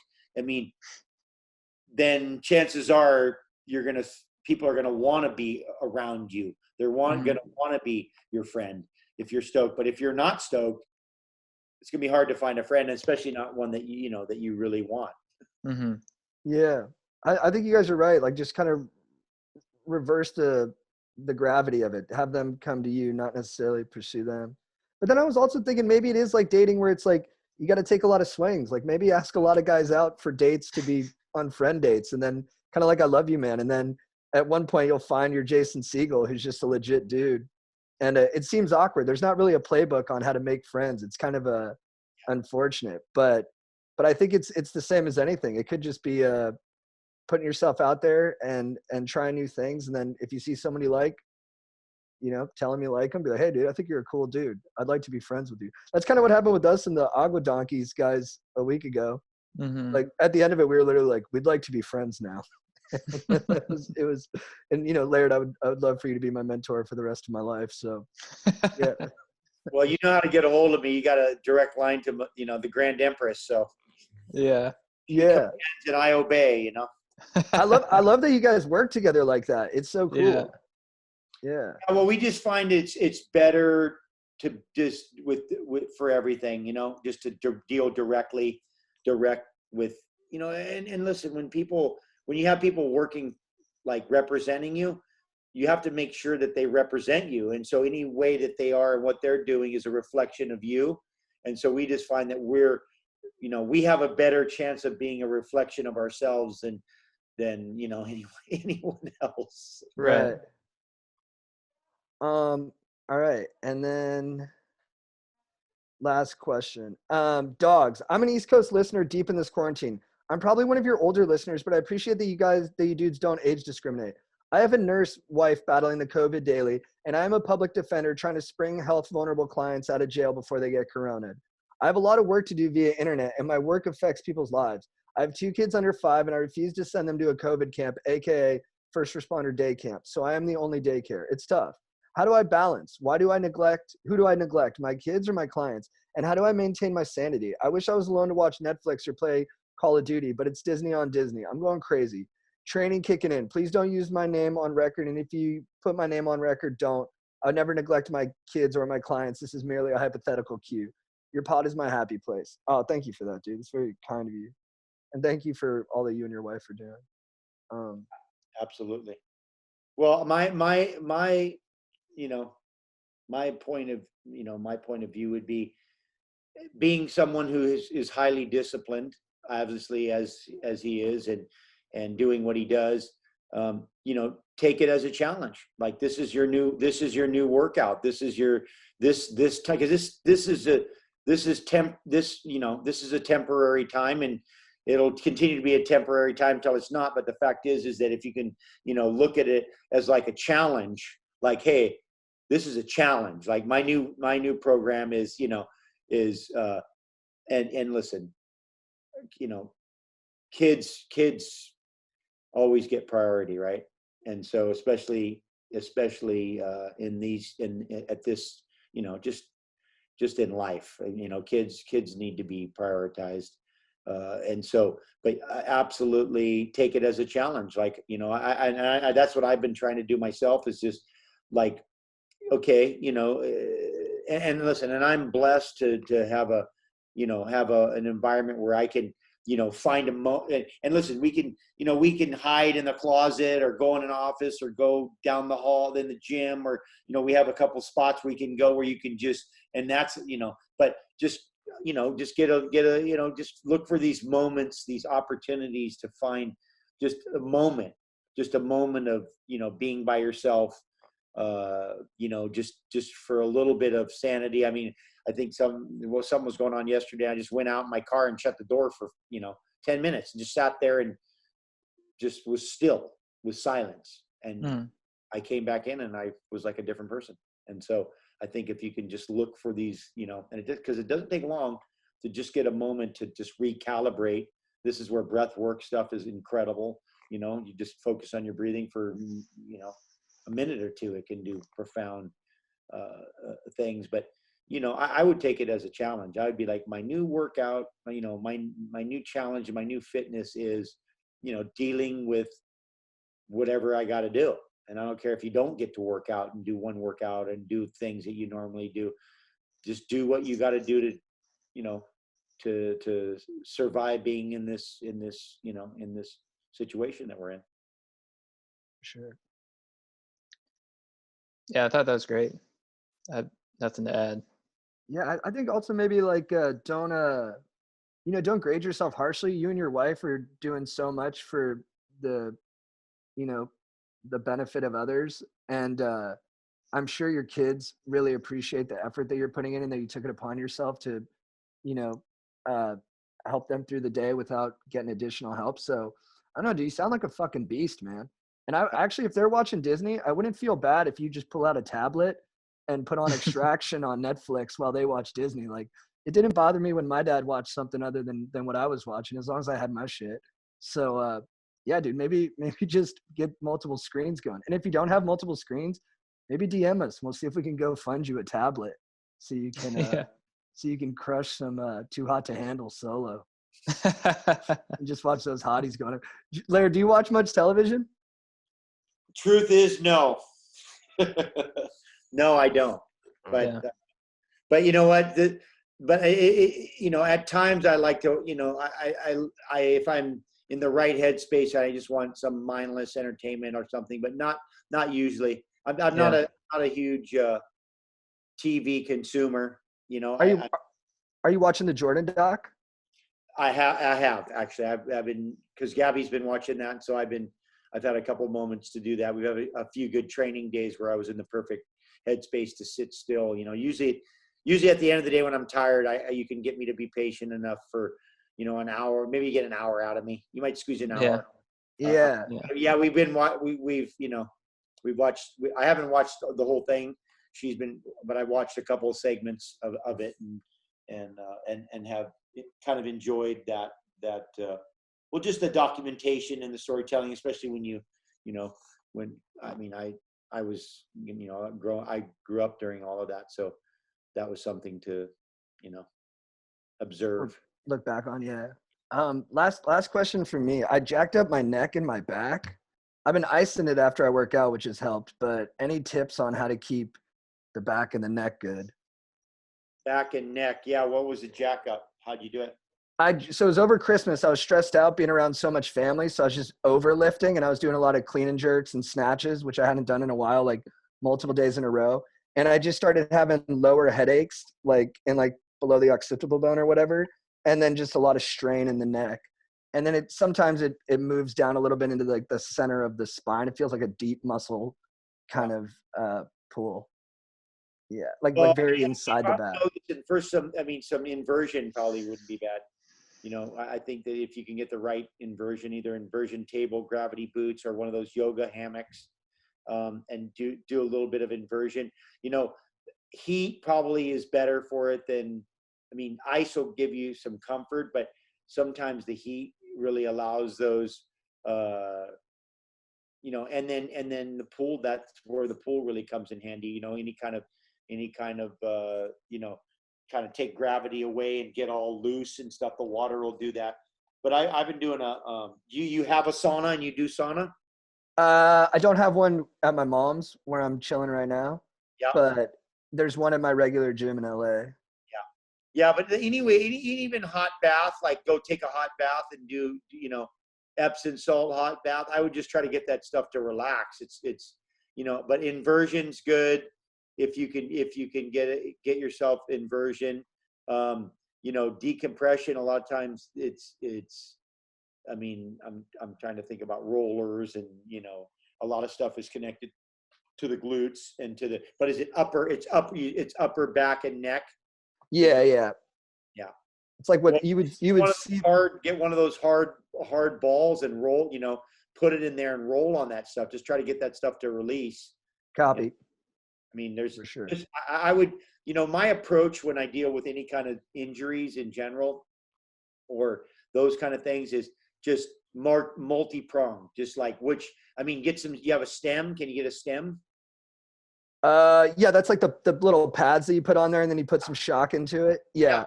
I could probably get my hands on that from like a physio buddy. Turn that on and crank that thing up and let that thing what rev that all that tissue around the neck and the and the traps and the that upper back. But like I said, just start adding. It's like it might not be any one thing, but it might be a a combination of a couple of them. But I would Do it all. I would do it all. Love it. Anything you can, especially right now when you're a captive audience. I would definitely try to I Focus on it. Yeah. I just have one last question. What was the last big wave you've ridden, or this past season? Nazare. Oh, you did Nazare? Oh, Oh, nice. cool. Nazare. When was I in Nazare? Well, I don't even remember the dates. We have a little film out on the internet from it, and we foiled Nazare on one of the the biggest it's been in a few years. They said. Mm-hmm.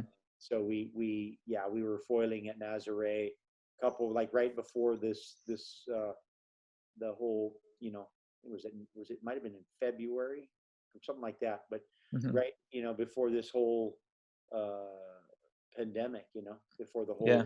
thing went into lockdown. So we were in Portugal for that. Can anyone paddle out into Nazare or Piahi? Like, is it? I could just go out there with a board and just, if I wanted to, I could go out there. Yeah. I mean, on a big day, you might have a hard time getting off the beach. Yeah. Like at Jaws, you'd have a hard time getting off the sand. I mean, it's not sand, it's rock. I would never. I'm just curious if they regulated it all, I guess. It's kind of self-regulating.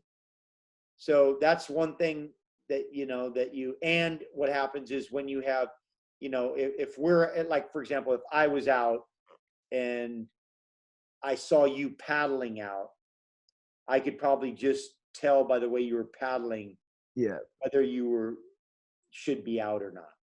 For sure. Like whether you were capable of being in that environment. And if you weren't, I would politely discourage you. And if I didn't, then maybe another really giant guy might. But yeah, you would be politely discouraged to not, because you would become a liability for us. And so because at the end of the day, whoever's in the lineup we try to look out for each other, unless it's a highly competitive environment where, like during a contest or something, but then they have water safety and water patrol. Most of these giant waves, whenever it's huge, have some designated water safety in the water. Guys are wearing flotation devices, and they have airbag, that you pull and you ascend with air flotation. So, I mean, they're going about it in a way that's pretty safe, and there's a lot of safety precautions. So if we see somebody that just is coming out looking like they don't know what they're doing or they shouldn't be there, we're gonna ever so politely say, maybe you shouldn't be out here, and so, and that's part of the kind of how these lineups are run when they're run correctly, when you have the right people in the water behaving in the right way. We look out for each other. We kind of self-govern, self-monitor. If people are doing things that they shouldn't be doing, we kind of go, hey, because at the end, then it all falls back on us, right? Us, the big wave riders, it falls back on our responsibility to, first of all, if something happens, we're going to be the guys that are there. They're going to have to deal with it.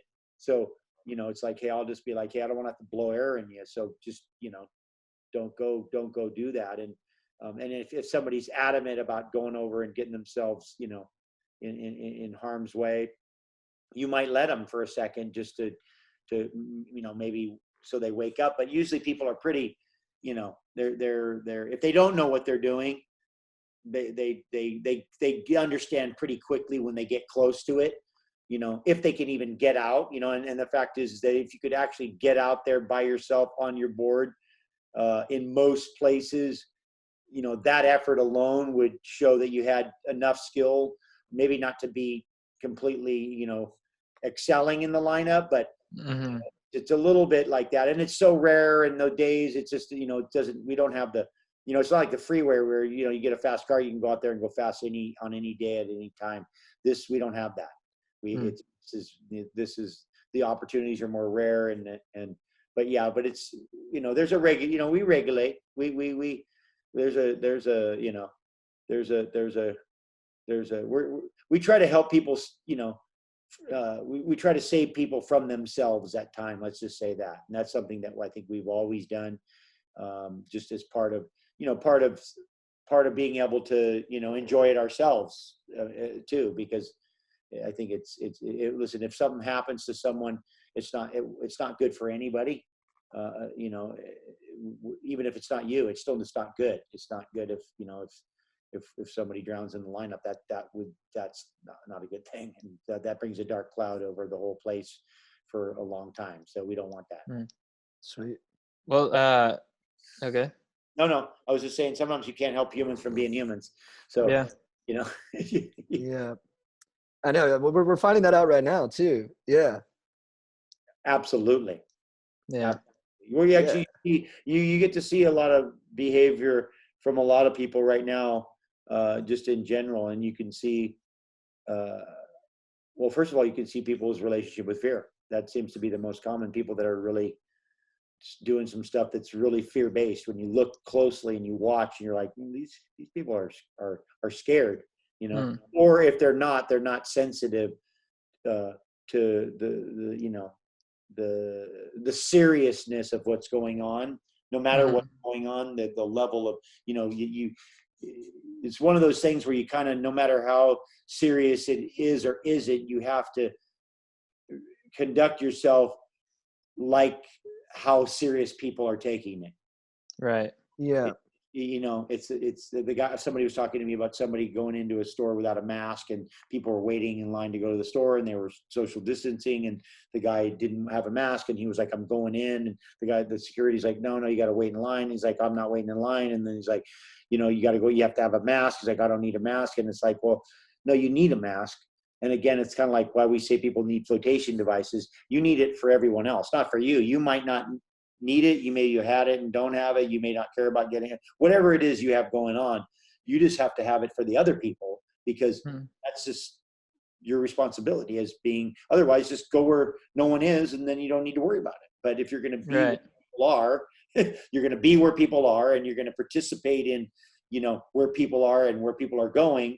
Then you have to conduct yourself in a way that is, sensitive to that and what that is. Otherwise, like I said, go out, in the wilderness somewhere, and you don't need a mask. But don't go to a store where 20 people are waiting in a line 6 feet apart with masks on, and then think, well, I should just walk right in and and be able to do what I want to do. And I just that will probably lead to your arrest. But yeah, it's part of like the new social contract that we've kind of agreed to, but not everyone has agreed to it. But it's like we all kind of have to agree to it, because if one person doesn't do it, then it sets a message that it's very complicated.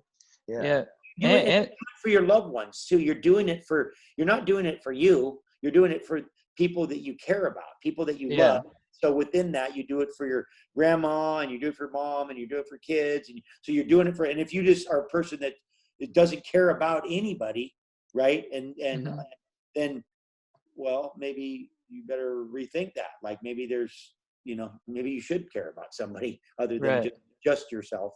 If you're that selfish, then that's probably why you are alone. If you are alone, making you that, it's like, what came first, the chicken or the egg? It's like, are you alone because you're selfish, or are you selfish because you're alone? And also, I found that if you violate the contract and it gets worse, then you just have no reason to complain, and it's I mean, that chance, you just can't take.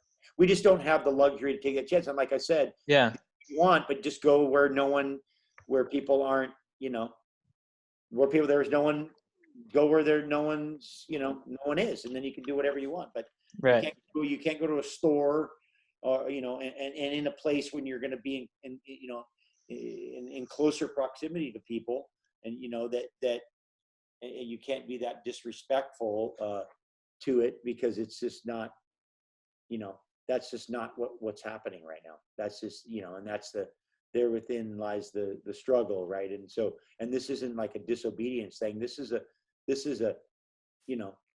people are dying thing. So, Yeah.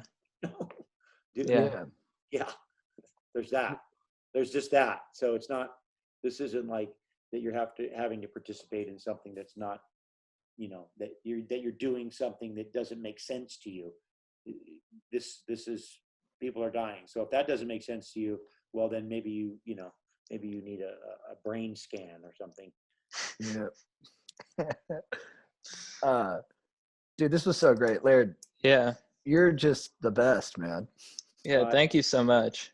Thank you. I appreciate you guys and your work, and I hope that I wish you guys continued success, and you're obviously, you have an audience and are speaking to an audience that needs you, and so that brings a certain responsibility, as you know.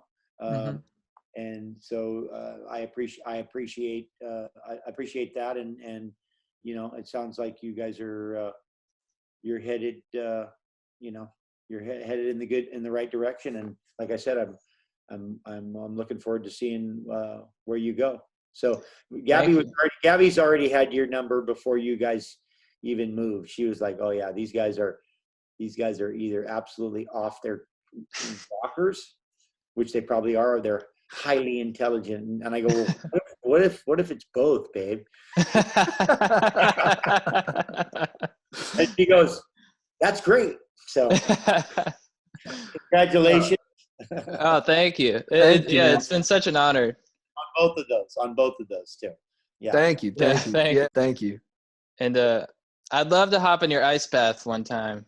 Yeah. Well, You ever- all this, when we're through all of this thing, you guys can come up, and we usually have some kind of distorted kind of form of torture, some comment that you didn't know it could be so bad. So oh, dude, I would love that. That's like the best offer I've ever received. Let's go. Yeah. You guys can, misery loves company, so we'll get both of you at the same time, so you can just take turns watching each other suffer. You know how that sounds amazing. Probably used to that. Yeah. You trip over your own foot. Okay, no, your turn.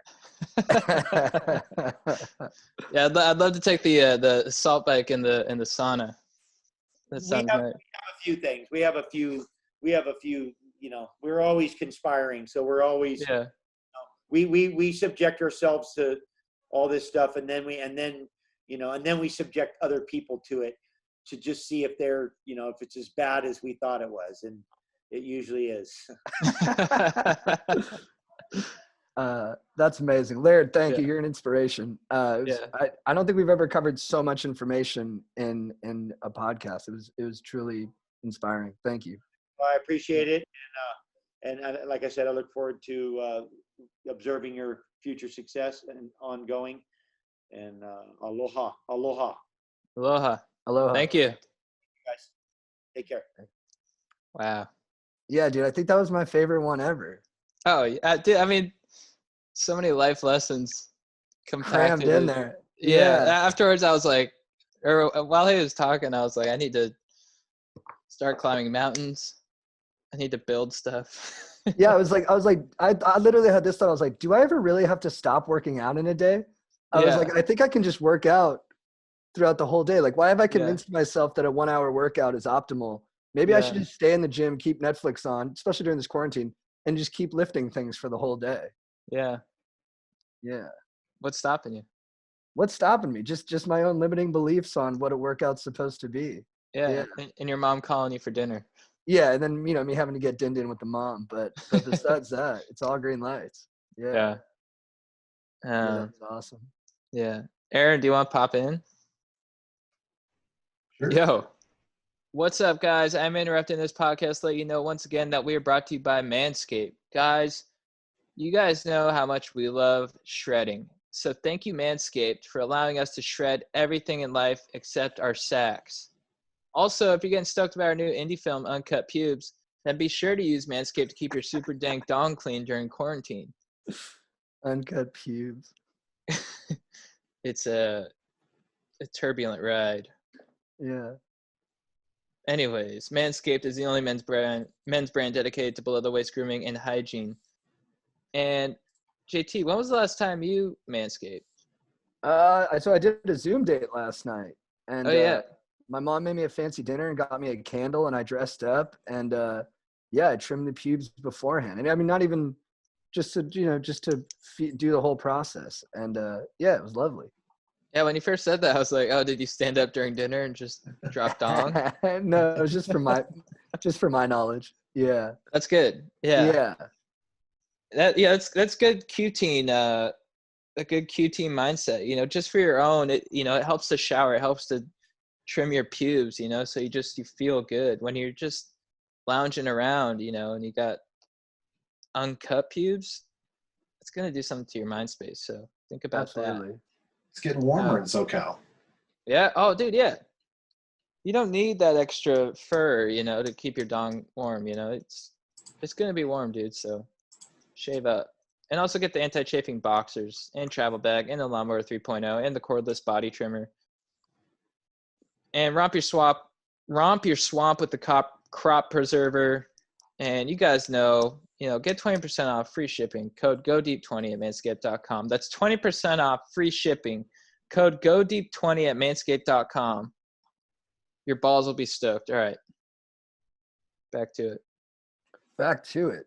Chad, thank you for that wonderful ad read. Chad, Thank you. who is your beef of the week? My beef of the week is there's been a thief in our building. And no. There's a lot of packages in the lobby. And I just got an email right before that a thief came in and stole a bunch of packages. And I'm pretty sure he jacked my Nespresso. What? Yeah. You had a new espresso machine? I had new Nespresso coming in hot. No, not a machine. It was some just straight up coffee, but I was looking forward to that. And I'm not going to Starbucks, so that's pretty whack, dude. I mean, not only are you stealing, but you're stealing coffee. I mean, I'm sure he probably drank coffee, and now my day's ruined because this, it goes back to the social contract, and you should have been mindful about the packages. I mean, if you'd felt it and saw the Nespresso label, you'd been like, oh, okay, this dude wants to get after it. I shouldn't, get in the way of that, but he was selfish, so he's my beef. Yeah. And also the other packages he stole. I hope he didn't steal anything too valuable. That's weak, dude. Yeah. In the neighborhood, they call those guys porch pirates. Oh, yeah. Nice. Good alliteration. Aaron, who's your beef of the week? My beef of the week is with spider webs. Dude. It's becoming, because of the heat, it's becoming spider season. And we walk our dog at night, and you don't even see them coming. Next thing you know, you're just got just spider webs all across your face. It's awful. It's like the worst feeling ever, because you don't know if that spider's on you somewhere.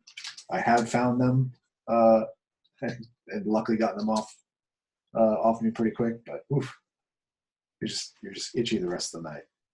What's with all these seasons? It's rat season, spider season, It's spring, so allergy it's like everything's season? born, yeah. Damn, dude. Spring kind of a secret punk with all these, nuisances that manifest. Yeah. That's real. I might make spring my beef of the week, but I already got my beef of the week is me and Mikhail Marinovich. Mikhail Marinovich is Todd Marinovich's brother, the famous quarterback who played at USC and for the Raiders. Mikhail and I were on the same high school team at J. Sarah. We were a really bad team. We had only won one game the year before, and then I didn't play on that team. Next year I came out. We were a school of 200. We played a super soft schedule, and we were actually doing pretty well. We were 6-2.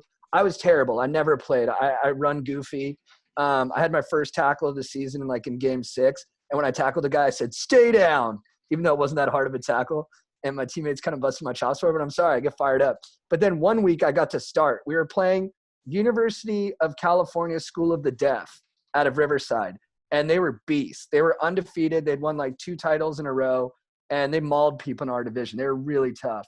And I got to start that game. We had this new position, Spiller, where I played outside linebacker, and basically I just blew up the lead blocker as they ran their plays to the outside. We get there, and I've never been more fired up in my life. My buddy Brandon just messaged me about it, and he said I should talk about it, and talked about how he was really impressed that I played without a cup and played commando that game. I had no boxers on.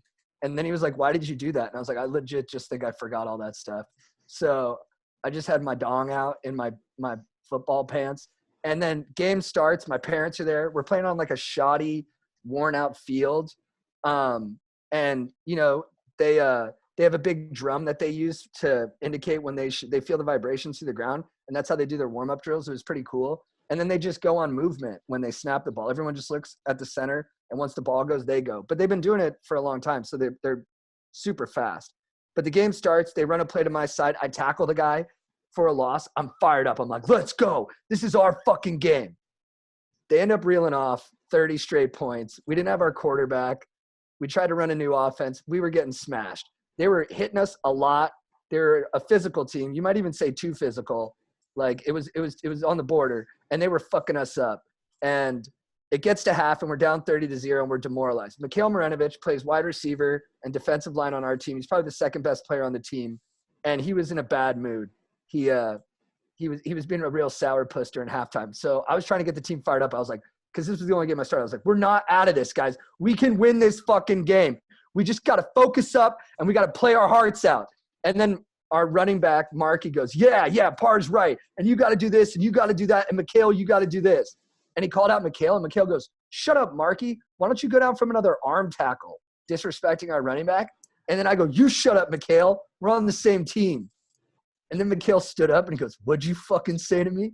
And I go, oh, fuck, dude. Mikhail was like 6'5", 230, been working out since he was like 4 years old. His dad's one of the most famous personal trainers in history.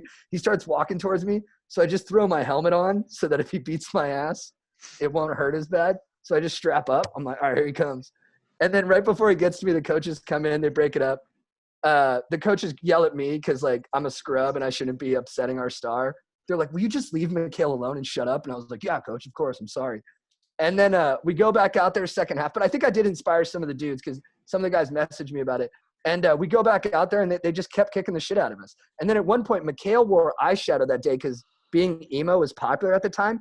And he started having seizures on the field. And I guess it was because the eyeshadow, when he was sweating, like seeped into his pores. And he had like an antiseptic shock from it or something like that.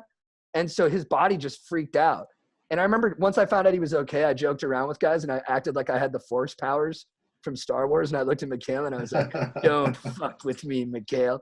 But dude, I kept up my effort. We never got to watch the tape from the game when we lost 54-7. But if you did watch the tape, every time one of their guys broke it to the house, I would chase their guy for the whole field. I would not give up and just let him have a free run to the end zone. I was like, you better keep running because I'm going to catch you. And even though we lost 54-7, Brendan Moyers told me I should have been the player of the game for my effort and my staying with it. But the coaches decided afterwards that no one deserved player of the game since we lost by 50. And I remember our head coach, Coach O'Hara, being like, who would even want to be player of the game after a game like that? And in my head, I was like, I would, motherfucker. But and then this is kind of sad, and I don't take any, extra zeal on this. Maybe a little bit because they beat the shit out of us. But they ended up being disqualified, the deaf team, because they had 3 guys on the team who were over 19. So they had adults beating us up. And then, yeah. So, but my beef of the week's not with them.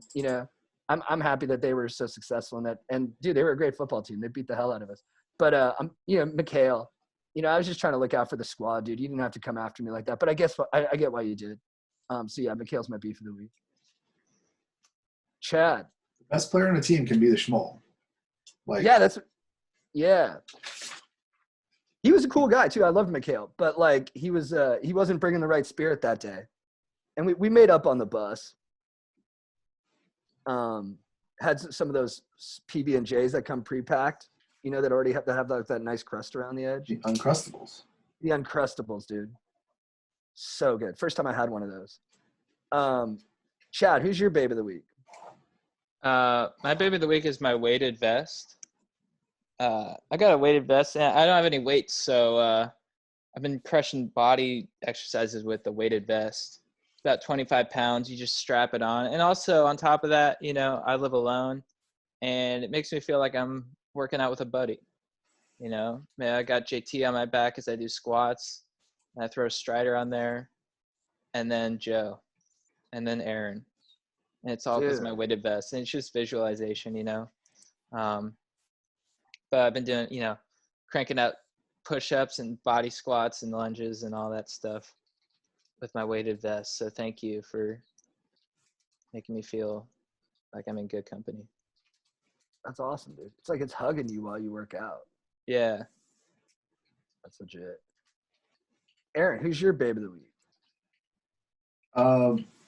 Can I plug another podcast on here? Yeah, of Yeah. course. Oh, okay. My babe of the week it's a new podcast. It's hosted by Zach Braff and Donald Faison. It's called Fake Doctors, Real Friends, and it's a Scrubs rewatch podcast. I love the show Scrubs. I loved it since the moment it came on. And I love their friendship, which turned out to be a real thing on the show, behind the scenes. So like the fact that they're still best friends to this day, 20 years later, is like amazing. So they're just they're very basically just going back and watching every episode and telling all these fun behind the scenes stories and having other actors on as guests, and it's really cool. That's Fires what's me up. up. I'll Yeah. have to check That's it out. awesome, dude. Yeah. Yeah, if That's you're a fan cool of the that you guys show, are it's still great. homies. Yeah, Yeah. I love Scrubs. Yeah, My dad loves Scrubs. He's a doctor, and he's like, he loves it. yeah. And Zach Braff's dating Florence Pugh, dude. It's a big move. So Who's Florence Pugh again? She's in Little Women, Midsummer, which I haven't seen, Right. and she's going to be in a new Black Widow movie. But she is a good actress, and she is a fine star-catching eye gazer. Oh yeah. Dude, my babe of the week is my kettlebells. So Oh no! Yeah. Oh wow! very similar to yours, Chad. It's very similar to what Laird endorses. I picked these babies up last week from a guy I used to lift kettlebells with, Jason Dolby. I remember I used to do kettlebell competitions, and I remember after one of them, Dolby said, "If you lift steel over your head, you are my brother." And I remember being like, "Are we really brothers though?" But then he hooked me up with kettlebells last week, and I was like, "We are brothers, dude." I was like, "Yes." But I picked these bad boys up from Dolby in Manhattan Beach a week ago. We were super social distancing about it. Both of us wore masks. And he hooked me up with some 16 kgs and some 20 kgs. And I've just been flipping those things around, doing clean and jerks, doing snatch, doing front squats. And dude, I just feel so strong and I feel so good. And like, I don't think I've been this strong in a while. And it's making me feel so much better about everything. Like I'm more optimistic about everything because I feel strong and because I feel like I can kick some people's asses. And, I don't want to do that, but that feeling is good for me. And it's nice, and it made me like, me and my dad used to fist fight, and now my dad's sick and I can't beat the shit out of my dad anymore. And I miss that. I really miss being able to just fuck up my dad. We used to wrestle, and once I was finally able to take him, it was just a great feeling. I don't know what I'm talking about really, but I guess I just miss, just roughhousing too. That's I guess we just can't roughhouse right now, I miss wrestling people, and I'm just glad once I come out of this thing, I'm gonna be ready to grapple, and I just feel really good throwing these bells around. They just, I don't know, it speaks to me when I flip those things up and hold them at my chest before I press them. It's like they're close to my heart, and it feels like my soul grows with them. And it's I love my bells. So thanks, Dolby. Thanks for the bells. What a beast. I posted on Facebook. I was like, does anyone have competition kettlebells? I'm an eager buyer, and like 4 other comedians shared my post to make fun of me. I was like messaging Bertries and Cooney. I was like, this is serious, bros. They were like, no, we're really trying to help you, but we think it's hilarious. I was like, that's fair. Chad, who's your legend of the week? Dude, going on the same theme, my legend of the week is my assault bike. Nice, dude. I got a Schwinn AD6 assault bike. Put it on the balcony so the sun comes in, and I'm bronzing, and I'm just working it. And I love the assault bikes because it just gets harder the harder. The harder you work, the harder it gets. And it's just it's torture. So I love it. And I've been doing sets of I did 20 40 by 40 sprints. So 40 on, 40 off.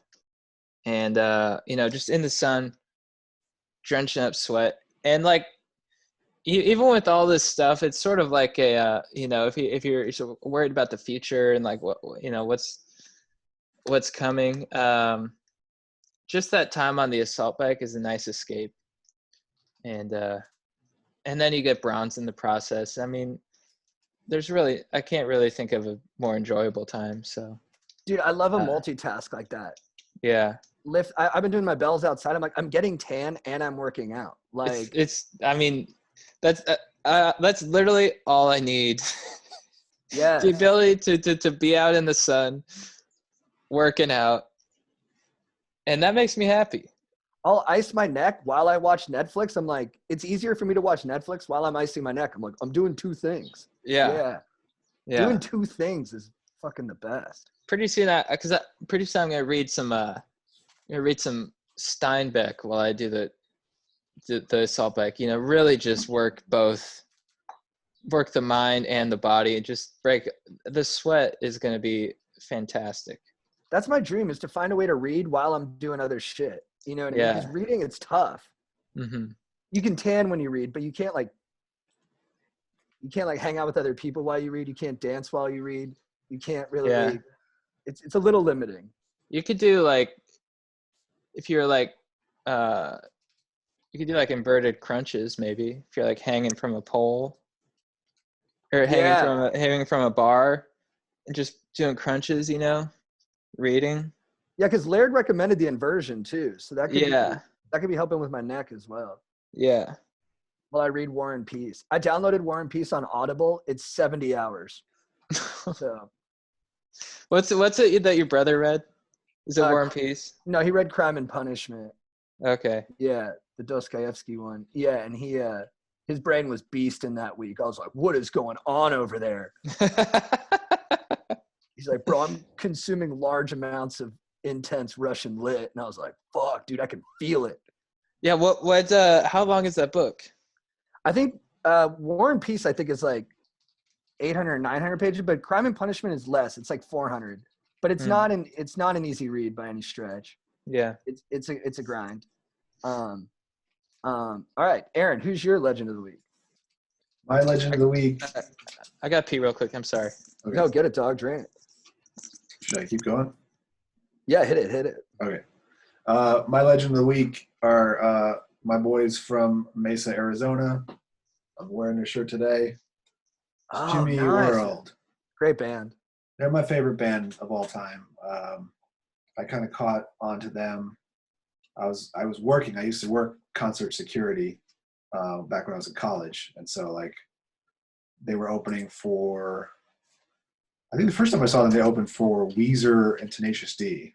Oh, that's a great show. Yeah, it was a great show, and they played a lot of like their early slower stuff, and that was awesome. And that was right when The Middle and Sweetness came out in like 2001, 2002, and I've just hung with them ever since. And I got to meet Jim like 2014.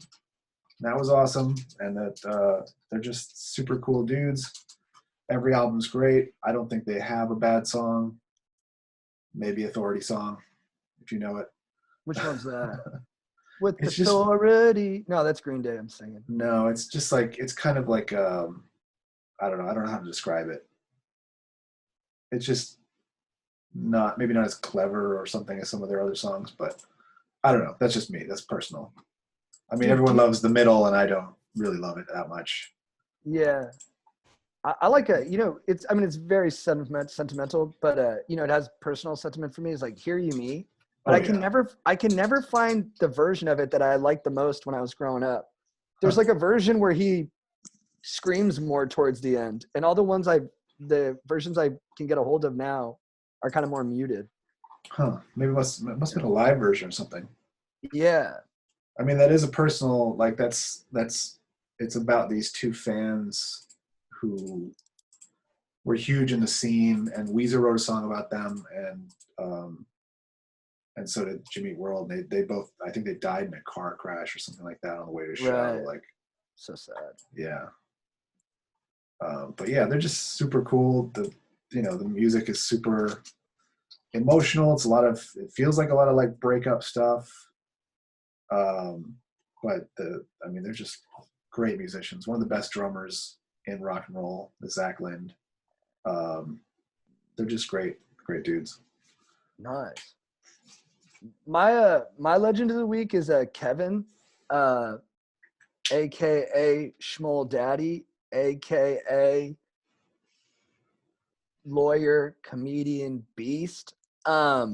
Dude, he cooked really good eggs over his bachelor party trip, and I've been cooking a little bit more, which means I've been cooking, period.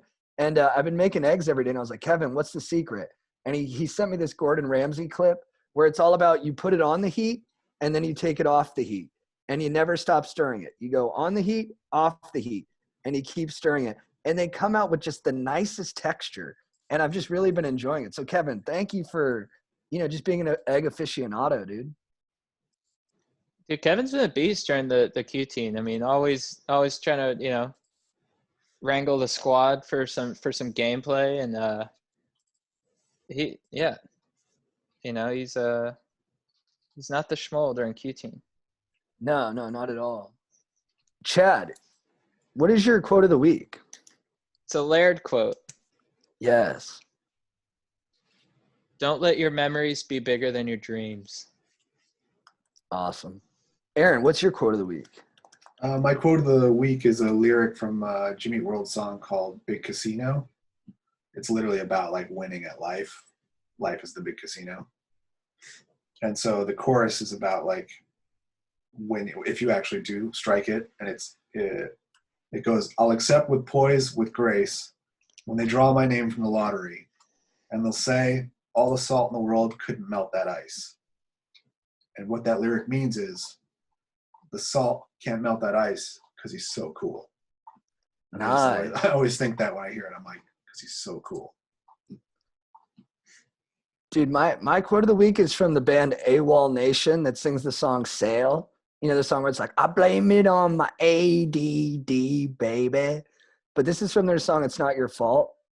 Verse 1, she was built with a brain and some swagger. A little scream, little cry, little laughter. She's a 10, I'm a joke in my own mind. But she still loves to dance with my punchlines. Followed by, I'm a fight with myself till I'm bleeding. Just a taste of your skin starts to healing. Anyone from my past, get your ammo. Find my sun in the dark side of my shadow. Yes. Chad, what's your phrase of the week for getting after it?